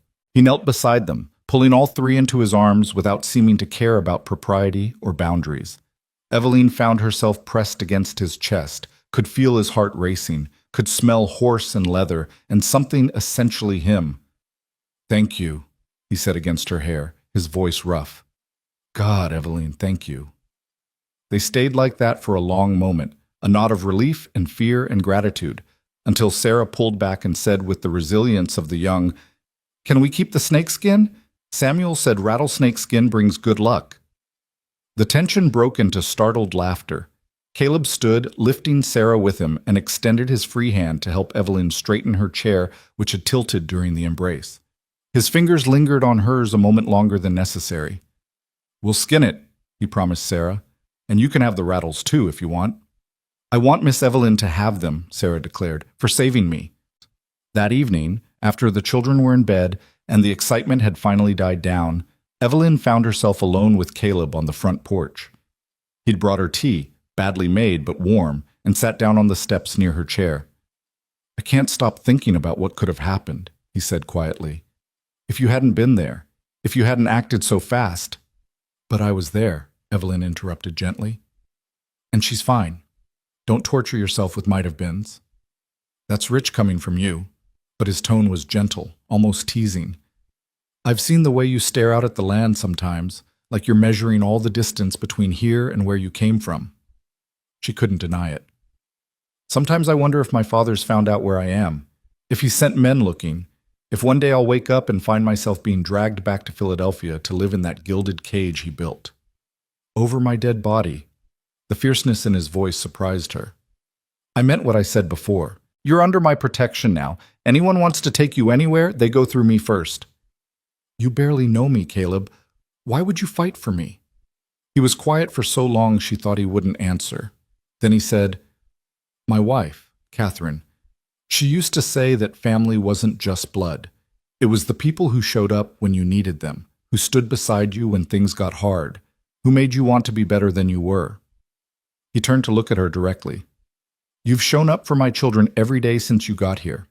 You've made this house feel like a home again, instead of just a place we sleep. You've seen past our broken pieces to what we could be." He paused. "That makes you family in my book, and I protect family." Evelyn's throat went tight. "I don't know what to say." "Don't say anything. Just stay." The words came out raw, vulnerable. "I know we agreed on a month, know you've got the right to leave, but I'm asking if you'd consider staying longer. Not as a temporary arrangement, but—" He trailed off, seeming to lose his nerve. "But what?" Her heart was pounding. "But as my wife. Proper-like, not just on paper, but for real." He stood abruptly, paced to the edge of the porch. "I know it's only been 2 weeks. I know I'm not much of a catch. I'm older than you, got baggage that could sink a ship, and this ranch barely turns a profit in good years. But my children love you, and He stopped, his shoulders tight. "I care about you, Evelyn. More than I probably should. More than is smart after such a short time. And I think maybe you care about us too." She did. God help her, she did. Somewhere in the chaos of rattlesnakes and preserves and bedtime stories, she'd fallen for this hard man and his wounded children. She'd started imagining a future here, on this harsh, beautiful land, building something real and lasting. But fear was a powerful thing. What if I'm not enough? The question burst out before she could stop it. What if being in this chair means I fail you when it matters most? What if there's another snake and I can't reach my children in time, or a fire and I can't get them out, or 100 other disasters where my legs matter more than my heart? Your children? Caleb turned back to her, and his face was soft in the lamplight spilling from the window. You called them your children. She hadn't even realized. I didn't mean, no, don't take it back. He moved closer, knelt so they were eye level. They are yours if you want them. Sarah's been calling you Mama Evelyn to the chickens when she thinks no one's listening, and Samuel asked me yesterday if you were going to stay forever. What did you tell him? That I hoped so, but that it was up to you. He took her hands carefully, like they were something precious. I won't lie and say the chair doesn't scare me sometimes. I worry about you getting hurt, about not being here when you need help. But you know what scares me more? Going back to the way things were before you came. Watching my children forget how to laugh. Eating burned beans and sleeping alone and pretending that half a life is enough. Catherine, Evelyn started. Catherine is gone. His voice was gentle but firm. I loved her with everything I had, and I'll always carry that love. But she's not coming back, and spending the rest of my life mourning her doesn't honor her memory. You know what would honor her? Living. Actually living, not just surviving. Giving our children a mother who loves them, a home that feels whole, a future worth believing in. Our children, Evelyn whispered, if you'll have us. His thumb traced circles on the back of her hand. I know I'm asking a lot. I know you could find someone younger, smoother, without all this baggage. But I promise you this, I will spend every day trying to be worthy of you. I will build ramps and lower shelves and carry you anywhere your chair can't go. I will stand between you and anyone who thinks you're less because of this chair, and I will love you, Evelyn Dorset, with the same fierce devotion I give to everything I claim as mine. She was crying now, couldn't help it. I'm still learning how to let people love me. Then we'll learn together. He kissed her knuckles, the gesture courtly and sweet. Say yes. Please. Say you'll stay. The smart answer would be to wait, to finish the month they'd agreed on, to make sure this wasn't just gratitude for saving Sarah or his loneliness manifesting as affection. But Evelyn had spent 3 years being smart and careful and safe. And where had it gotten her? Alone in a boarding house, using a dead sister's name, too afraid to risk anything. Yes, she heard herself say. Yes, I'll stay. I'll marry you properly. The smile that broke across his face transformed him, made him look years younger. He surged forward and kissed her, brief and chaste but full of promise, and Evelyn felt something long frozen inside her chest begin to thaw. They sat on that porch until the stars came out, making plans and promises, talking about everything and nothing. Evelyn told him more about Philadelphia, about her father's controlling nature, and her mother's quiet strength. Caleb told her about the war, about the nightmares he still sometimes had, about building this ranch from nothing with hands that had been trained for killing but had to learn gentleness. I want to do this right, Caleb said as the night deepened around them. Take you into town, get you a proper ring, have the preacher marry us in front of witnesses. No secrets, no hidden arrangements. I want everyone to know you're my wife. Even though people will talk, let them talk. By the time they're done gossiping, we'll be too happy to care. But not everyone in Silver Butte was content to merely gossip. The trouble started 3 days later when Evelyn accompanied Caleb and the children into town for supplies. It was her first trip back since arriving, and she dressed carefully in her best dress, still worn but clean and pressed, with her hair in an elaborate braid Sarah had helped create. The stares started the moment Caleb lifted her from the wagon. She'd expected that, had steeled herself for the curiosity and judgment. What she hadn't expected was the open hostility on some faces. Martha McCready was waiting outside the general store like a spider in her web, Her sharp features twisted into an expression of malicious satisfaction. Two other women stood with her, their postures identical in their censure. "Caleb Boone," Martha called out, her voice carrying across the street. "I need a word." Caleb's jaw tightened, but he nodded to Evelyn and the children to go ahead into the store. Evelyn wanted to protest, wanted to stand beside him for whatever was coming, but Sarah was tugging her chair toward the store with the single-minded determination of a child who'd been promised peppermint sticks. Inside, Evelyn tried to focus on their shopping list, but her attention kept drifting to the window where she could see Caleb's tense posture as Martha McCready spoke, gesturing emphatically. The other women nodded along like a Greek chorus of disapproval. "That's Mrs. McCready," Samuel said quietly, appearing at her elbow. "The one I told you about." "I remember." Evelyn kept her voice level despite the anger simmering in her gut. "She's mean," Sarah added, peering around a barrel of dried beans. "She told Papa he should send us to an orphanage because we're too much trouble for a man alone." "She said that?" Evelyn's hands clenched on her chair arms. "Papa told her where she could put her opinions," Samuel said with grim satisfaction. "Used words we're not supposed to repeat." Through the window, Evelyn watched Caleb's face go hard, watched him say something sharp that made Martha McCready step back. But the woman wasn't done. She could tell. Martha was the type who viewed other people's happiness as a personal affront, who couldn't rest until she'd pulled everyone down to her level of misery. Caleb came into the store 5 minutes later, his expression thunderous. "Get what you need," he told Evelyn shortly. "We're not staying long." "What did she say?" Evelyn asked quietly, while the children were distracted by the candy jars. "Nothing worth repeating." "Caleb?" He sighed, scrubbing a hand over his face. "She's calling a town meeting. Tonight. Says the community needs to discuss whether it's appropriate for me to marry a—" He stopped, his jaw working. "Whether it's appropriate for you to be living on my ranch, helping raise my children." The words hit like a slap. "Because of the chair." "Because she's a miserable old biddy who can't stand seeing anyone else happy," Caleb corrected fiercely. "Don't let her poison get into your head." But the poison was already there, familiar and bitter. This was why she'd left Philadelphia, why she'd used her sister's name, why she'd been so desperate to find somewhere that would accept her. Because people like Martha McCready existed everywhere, ready to declare her unfit, unsuitable, unsurvivable. The meeting was held at the town hall that evening. Caleb wanted Evelyn to stay at the ranch, wanted to shield her from whatever was coming, but she'd insisted on attending. This concerned her directly, and she refused to hide like she had something to be ashamed of. The hall was packed. Seemingly the entire town had turned out for the spectacle. Evelyn kept her spine straight and her chin high as Caleb pushed her chair down the center aisle, ignoring the whispers that followed in their wake.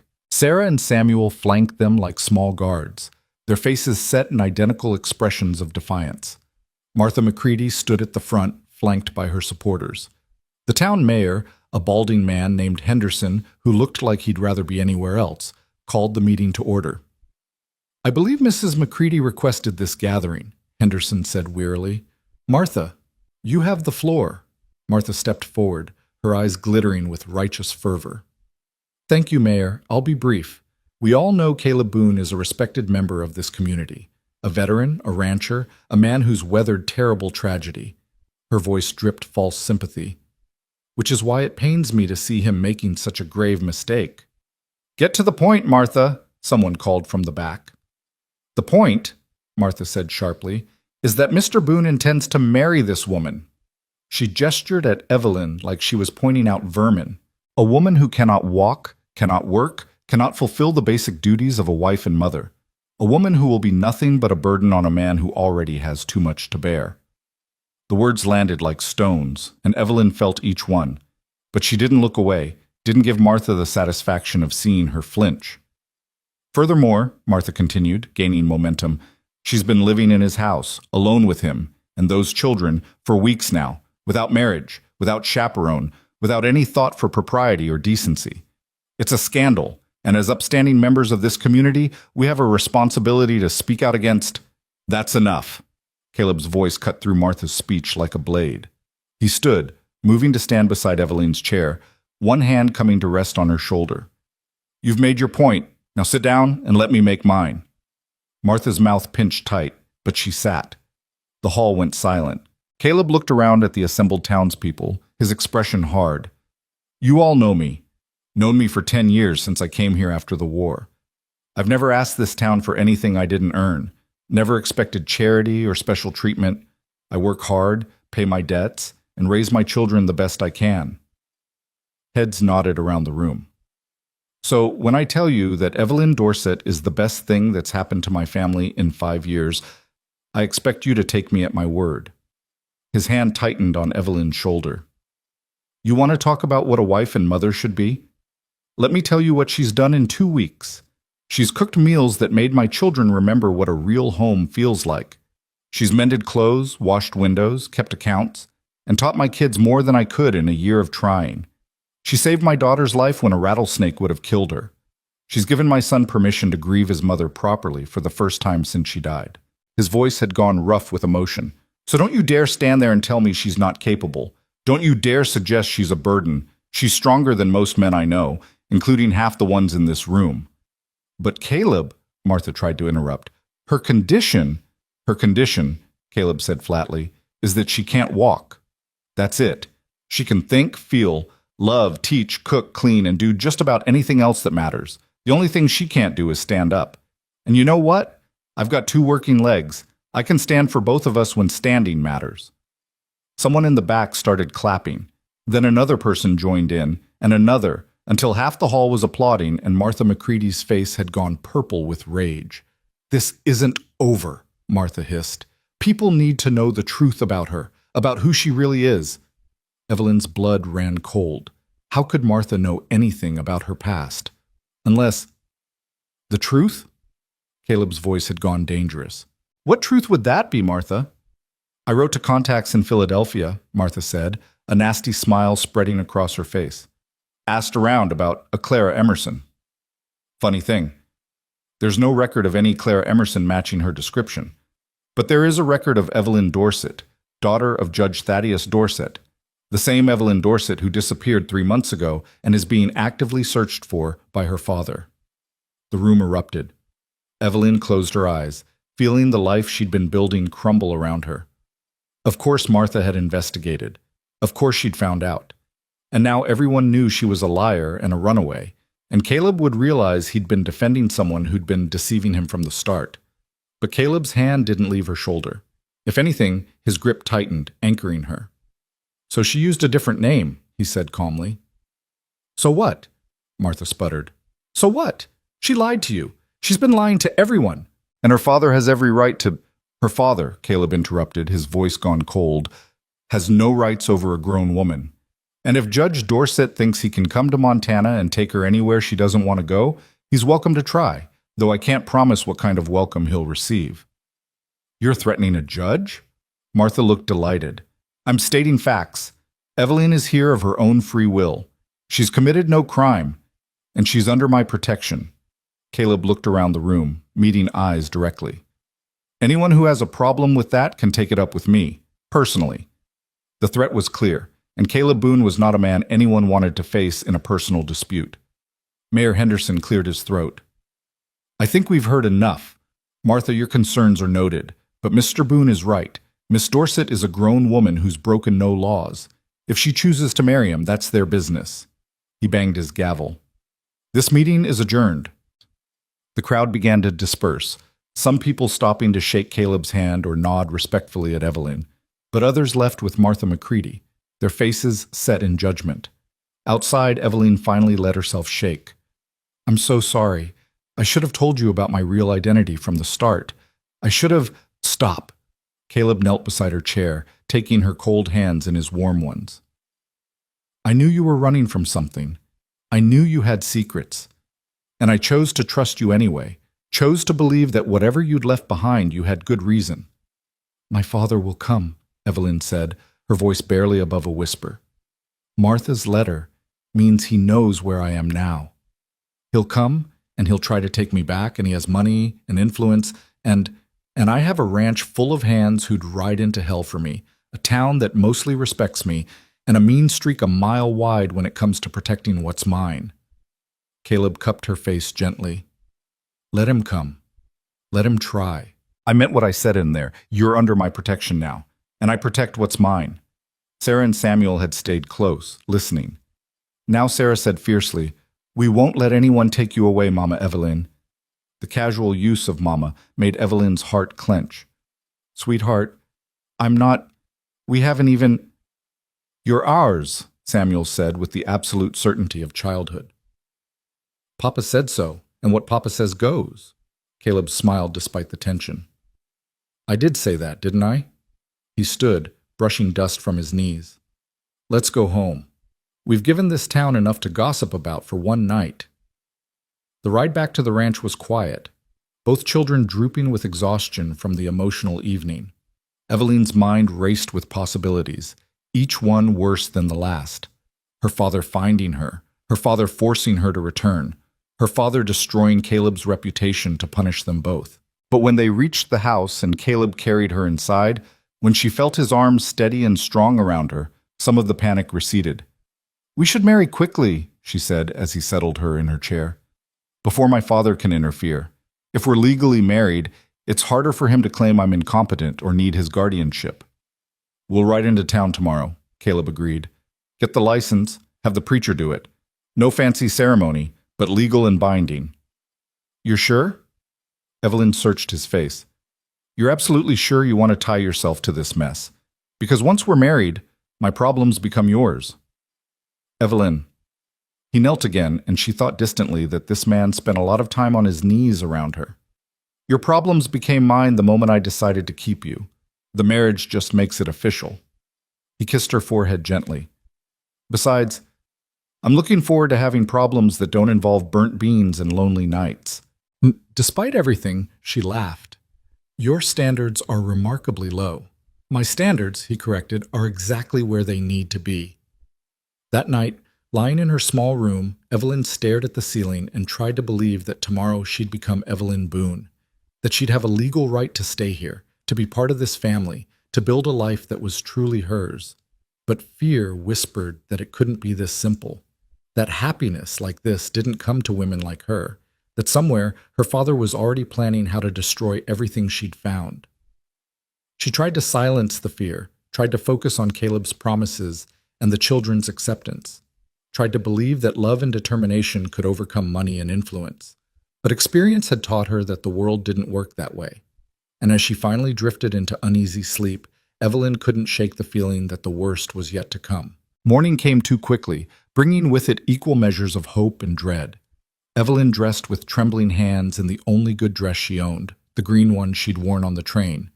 Sarah appeared at her door already chattering about weddings and flowers, seemingly oblivious to the tension that had kept Evelyn awake most of the night.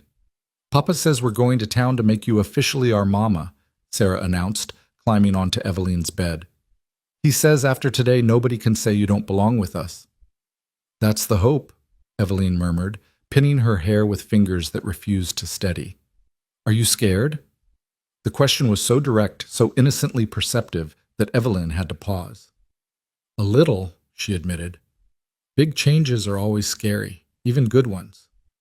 "Mama, my first mama, she wrote in her letter that being scared means you're brave enough to try something that matters." Sarah picked at the worn quilt. "I think marrying Papa matters. I think you're very brave." Evelyn pulled the child close, breathing in the scent of soap and sunshine that clung to her hair. "Thank you, sweet girl. I think you're very brave, too." Caleb was waiting by the wagon when they emerged, already dressed in what must have been his best clothes, a clean shirt, vest that had seen better days but was carefully brushed, and a string tie that looked like it was strangling him. He pulled at it uncomfortably when he saw Evelyn watching. "Haven't worn this thing in 5 years," he muttered. "Forgot how much I hate it." "You look handsome," Evelyn said, and meant it. There was something about seeing this rough rancher dressed up that made her heart skip. "You look beautiful." The words came out gruff but sincere, and heat flooded Evelyn's cheeks. Samuel appeared from the barn, also cleaned up and dressed in clothes that almost fit. "Can we go? I want to get this over with before Mrs. McCready finds out and tries to stop it." Caleb's expression darkened. "Nobody's stopping anything. But yeah, let's move." The ride into town felt interminable. Every bump made Evelyn wince. Every turn brought them closer to either her future or her ruin. She couldn't shake the feeling that something was about to go terribly wrong, that happiness this close was just the universe setting her up for a harder fall. Silver Butte was quiet when they arrived, most folks already at their business or still eating breakfast. Caleb helped Evelyn down and into her chair with practiced ease, then led their small party toward the church at the end of Main Street. Reverend Walsh was a kindly man in his 60s who'd buried Caleb's first wife and baptized his children. He opened the door with a welcoming smile that faltered only slightly when he saw the wheelchair. "Caleb, good to see you, and this must be Miss Dorset." He extended his hand, which Evelyn shook gratefully.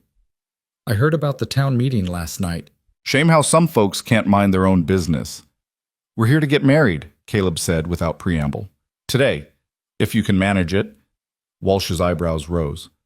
"Well now, that's rather sudden. Have you filed for a license?" "Not yet, but the clerk's office is 2 buildings down, and I figure we can handle that first if you'll agree to do the ceremony after."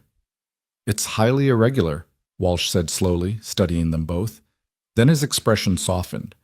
"But then again, who am I to question when 2 people want to commit their lives to each other? Go get your license. I'll prepare the church." The clerk's office was presided over by a nervous young man named Timothy, who'd only been in the position for 3 months. He stammered through the paperwork, clearly uncomfortable but professional enough to complete the process without incident. Within 30 minutes, they had a legal marriage license, and Evelyn was staring at her real name written in official ink for the first time in months. "Still time to change your mind," Caleb said quietly as they left the office. "If you're having doubts, if this feels too fast—" "I'm not having doubts about you," Evelyn interrupted. "I'm having doubts about whether we can actually pull this off before something goes wrong." As if summoned by her words, a commotion erupted at the far end of the street. A hired carriage, expensive, out of place in rough Silver Butte, was pulling to a stop in front of the hotel. And stepping out of that carriage, his face set in lines of cold fury, was Judge Thaddeus Dorset. Evelyn's world tilted. No, he can't be here already. Martha only wrote to Philadelphia 3 days ago." "Maybe she wrote earlier," Caleb said grimly, positioning himself between Evelyn and her father.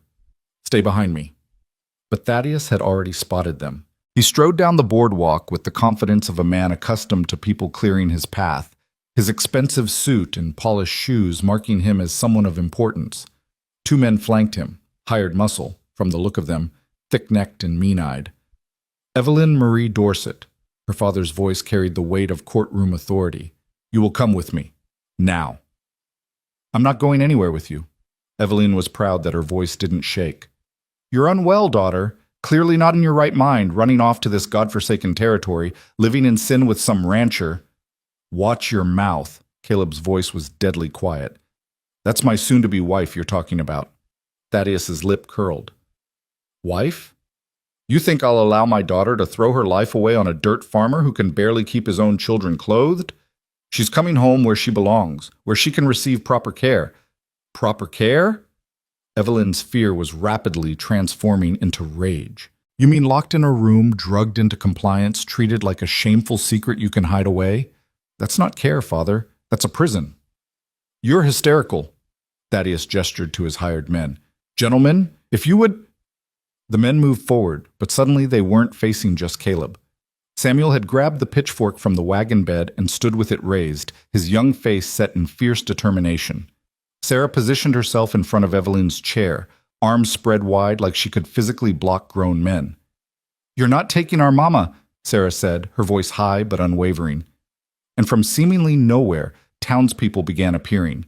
The shopkeeper who'd sold them supplies, the blacksmith who'd repaired their wagon wheel last month, John McCready, Martha's own husband, looking embarrassed but determined.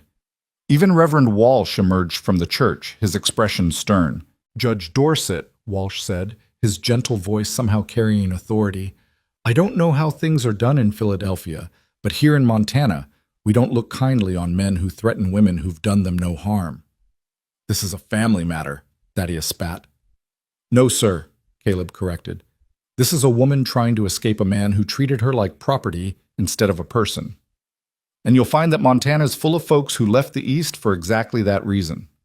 He moved closer, and something in his stance made both hired men step back. Your daughter is over 21. She's broken no laws, and she's made it clear she doesn't want to go with you. So I suggest you get back in that fancy carriage and head home before this situation gets any uglier than it needs to. You dare threaten me? Thaddeus's face went purple. I'm a federal judge. I have connections, influence, and I have a community that stands with me. Caleb gestured at the growing crowd. Plus 4 ranch hands who'll be here any minute. I sent word as soon as I saw your carriage. So you can make this easy and leave peacefully, or you can make it hard. Your choice. Thaddeus's eyes swept the assembled townspeople, calculating odds. Evelyn saw the moment he realized he was outmatched, at least physically, but the calculating gleam in his eyes suggested he wasn't done yet. Fine. He smoothed his suit with jerky movements. But understand this, daughter. You marry this man, you're dead to me. No inheritance, no family, no support if things go badly. You'll be truly alone. I've been alone since Mother died, Evelyn said quietly. The difference is now I've found people who actually care about me, not just about controlling me. Something flickered across Thaddeus's face. Hurt, perhaps, or the ghost of genuine feeling beneath the anger. But it vanished quickly, replaced by cold disdain. You're making a mistake. Maybe, Evelyn agreed. But it's my mistake to make. That's what you never understood, Father. My life belongs to me, even if my legs don't work, especially because my legs don't work. For a long moment, father and daughter stared at each other across the dusty street. Then Thaddeus turned sharply on his heel and stalked back to his carriage, his hired men trailing behind like confused dogs. This isn't over, he called back. I'll fight your marriage. I'll contest your competency. I'll make sure you'll do nothing, a new voice interrupted. Martha McCready pushed through the crowd, her face strangely pale. Because if you try anything legal against my testimony, I'll admit under oath that I wrote to you with false accusations out of spite and malice, that I lied about Evelyn being incapable or unfit, that everything I said at that town meeting was motivated by jealousy and nothing more. The crowd gasped. Caleb looked as shocked as everyone else. Martha wouldn't meet anyone's eyes, her hands twisted in her apron. Why? Evelyn asked, genuinely baffled. Because John made me see sense. Martha's voice was barely audible. Made me see what a spiteful, bitter woman I've become. Made me see that you nearly dying because of my meddling would have been on my conscience forever. She finally looked up, tears streaming down her weathered face. I'm sorry. I was wrong. And I'll make it right if it's the last thing I do. Thaddeus looked between Martha and the assembled townspeople, his expression calculating. Whatever legal strategy he'd been planning clearly required Martha's cooperation as a witness. Without it, he had nothing but a father's wounded pride. Fine, he said finally, his voice tight. Keep her. But when she realizes what a mistake she's made, when this fantasy falls apart, don't come crawling back to Philadelphia expecting forgiveness. He climbed into the carriage and it pulled away, leaving dust and stunned silence in its wake. Evelyn realized she was shaking. Caleb's hands came to rest on her shoulders, steadying her. It's over, he said softly. He's gone. He'll try something else. He always does. Then we'll handle it when it comes. Together. He moved to face her, kneeling so their eyes were level. But right now we've got a preacher waiting and a marriage license burning a hole in my pocket. So what do you say we actually get married before anything else can interrupt? Despite everything, Evelyn laughed, slightly hysterical but real. Yes. God, yes. Let's do this before the world ends or locusts descend or something equally biblical. The wedding was nothing like the elaborate affairs Evelyn had attended in Philadelphia. There was no white dress, no flowers, no music beyond what Reverend Walsh's wife could coax from the church's battered organ. The pews held Sarah and Samuel in the front row, with a scattered handful of curious townspeople filling in behind. But as Evelyn sat in her wheelchair before the altar, with Caleb standing beside her and the children's eager faces watching, she felt something she'd never experienced at those fancy Philadelphia weddings. She felt like she belonged. Walsh kept the ceremony simple. Dearly beloved, we are gathered here to join this man and this woman in holy matrimony. His voice was warm, genuine. Marriage is not to be entered into lightly, but reverently, advisedly, and in the sight of God. Caleb had to clear his throat twice before he could speak his vows. I, Caleb Boone, take you, Evelyn Dorset, to be my wedded wife, to have and to hold from this day forward, for better, for worse, for richer, for poorer, in sickness and in health, to love and to cherish, till death us do part. When it was Evelyn's turn, she spoke clearly, wanting no doubt about her choice. I, Evelyn Dorset, take you, Caleb Boone, to be my wedded husband, to have and to hold from this day forward, for better, for worse, for richer, for poorer, in sickness and in health, to love and to cherish, till death us do part. The ring Caleb produced was simple, just a thin gold band that had belonged to his mother. His hand shook slightly as he slid it onto her finger.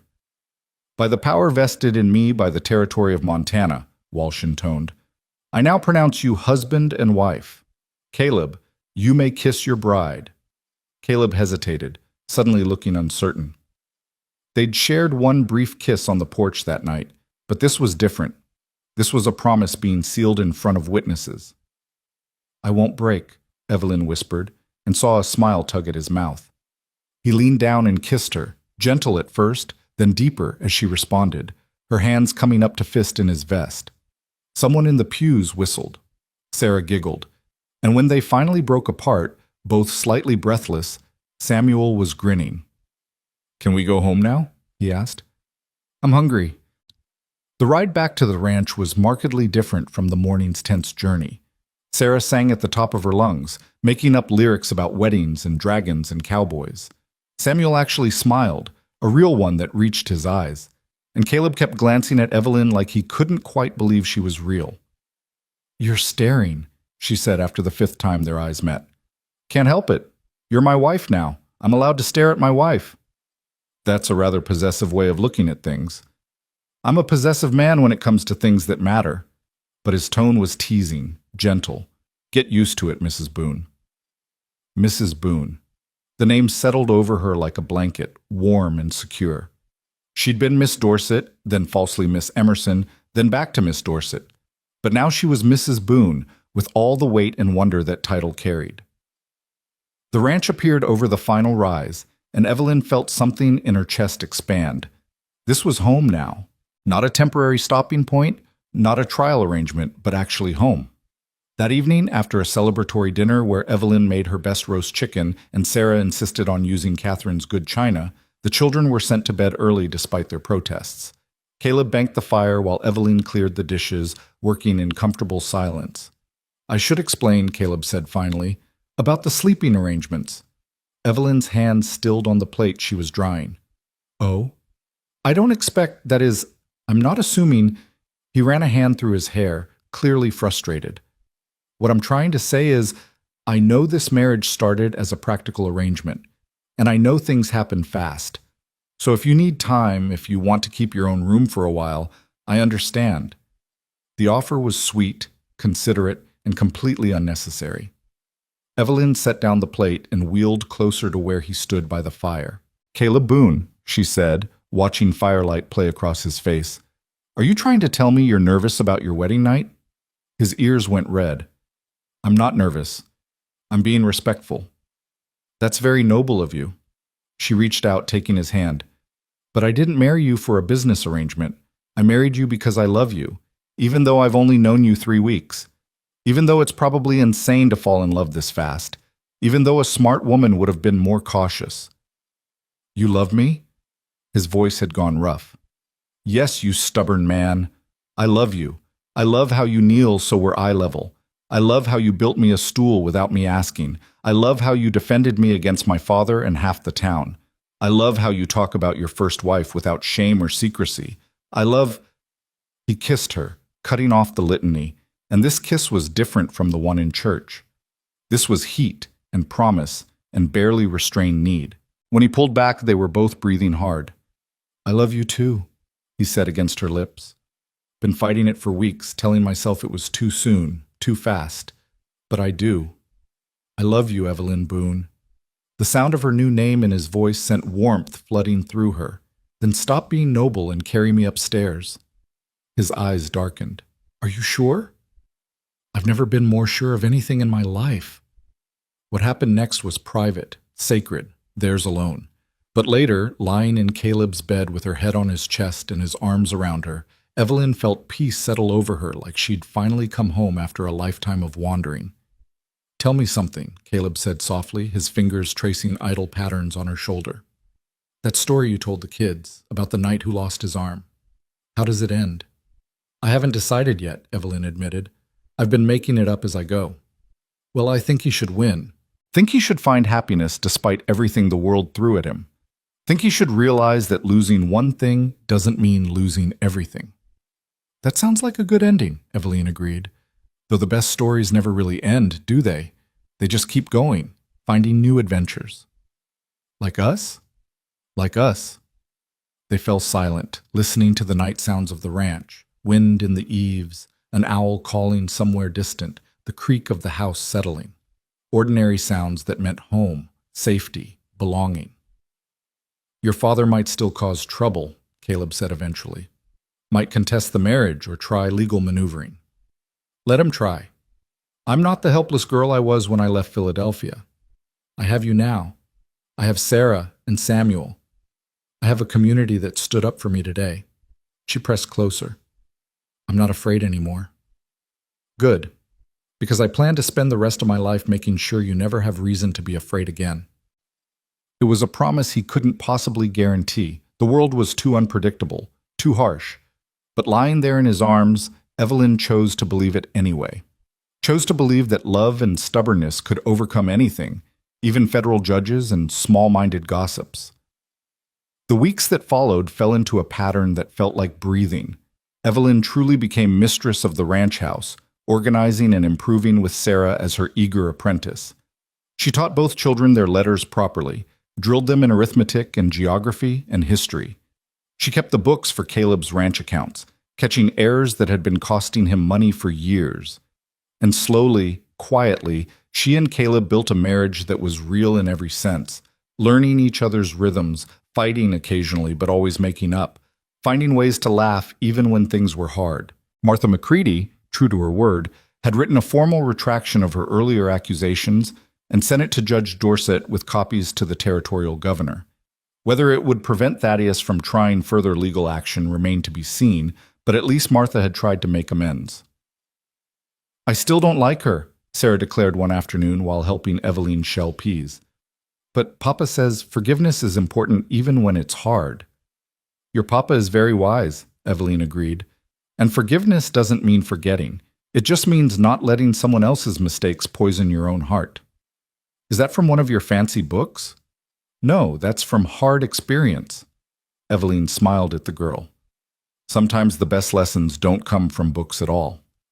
2 months after the wedding, a letter arrived bearing Thaddeus Dorsett's official seal. Evelyn's hands shook as she opened it, expecting threats or legal documents. Instead, she found something unexpected. The letter was brief, written in her father's precise legal hand. He would not contest the marriage. He would not pursue any claims of incompetency. He was, in his words, washing his hands of the entire matter. Her inheritance would go to distant cousins. Her name would be removed from family documents. As far as the Dorsett family was concerned, Evelyn no longer existed. She should have felt devastated. Instead, she felt free. He's disowned me, she told Caleb that evening, handing him the letter. His jaw tightened as he read. I'm sorry. Don't be. He just gave me exactly what I wanted. Complete freedom to live my life without his interference. She took the letter back and fed it to the kitchen fire, watching the expensive paper curl and blacken. I'm not his daughter anymore. I'm just Evelyn Boone, wife and mother and woman who happens to use a wheelchair. Just?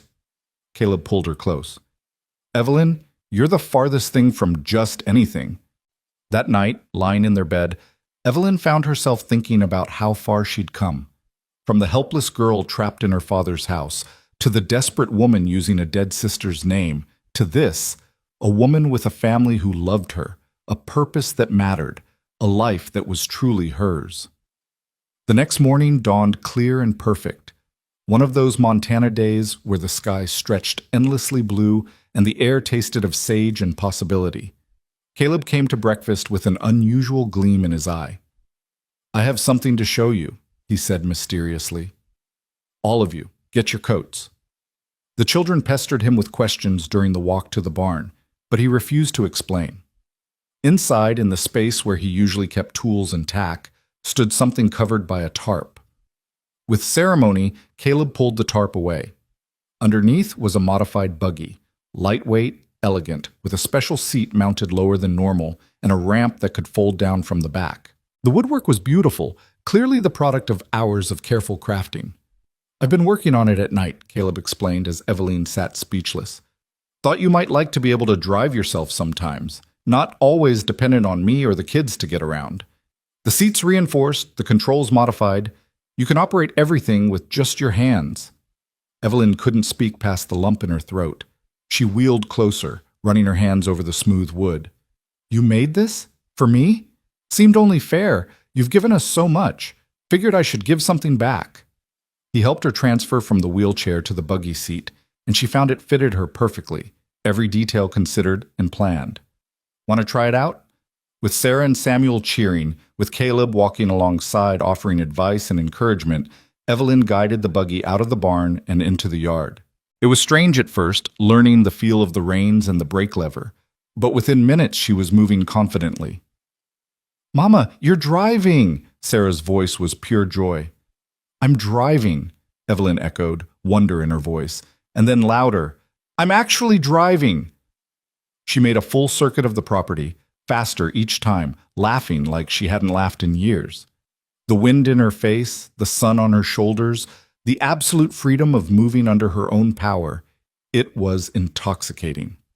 When she finally pulled to a stop, Caleb was there to help her down, and she threw her arms around his neck. "Thank you. Thank you for seeing what I needed before I even knew I needed it. That's what family does," he said simply. "We see each other. We help each other. We show up."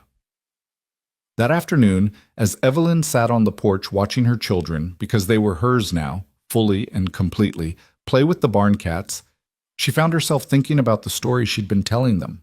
The knight who'd lost his arm and had to learn to fight differently.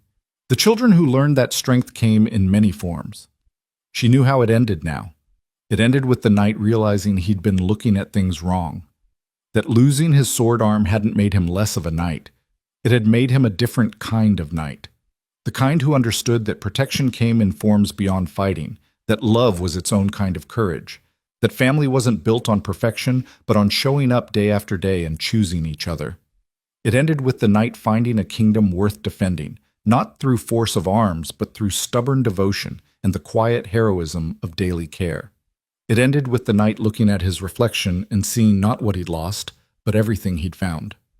"What are you thinking about?" Caleb asked, settling into the chair beside her. "Endings," Eveline said, "and new beginnings, and how they're really the same thing." He reached over, taking her hand. His palm was calloused from work, warm from the sun, strong from years of hard living. It was the hand of a man who'd survived war and loss and loneliness to find love on the other side. It was the hand she planned to hold for the rest of her life. "Tell me a story," Sarah demanded, appearing suddenly with Samuel trailing behind. "Tell us the one about the knight." So Eveline did. She told them how the one-armed knight found his happy ending, not in glory or treasure or defeating dragons, but in the daily work of loving imperfect people in an imperfect world.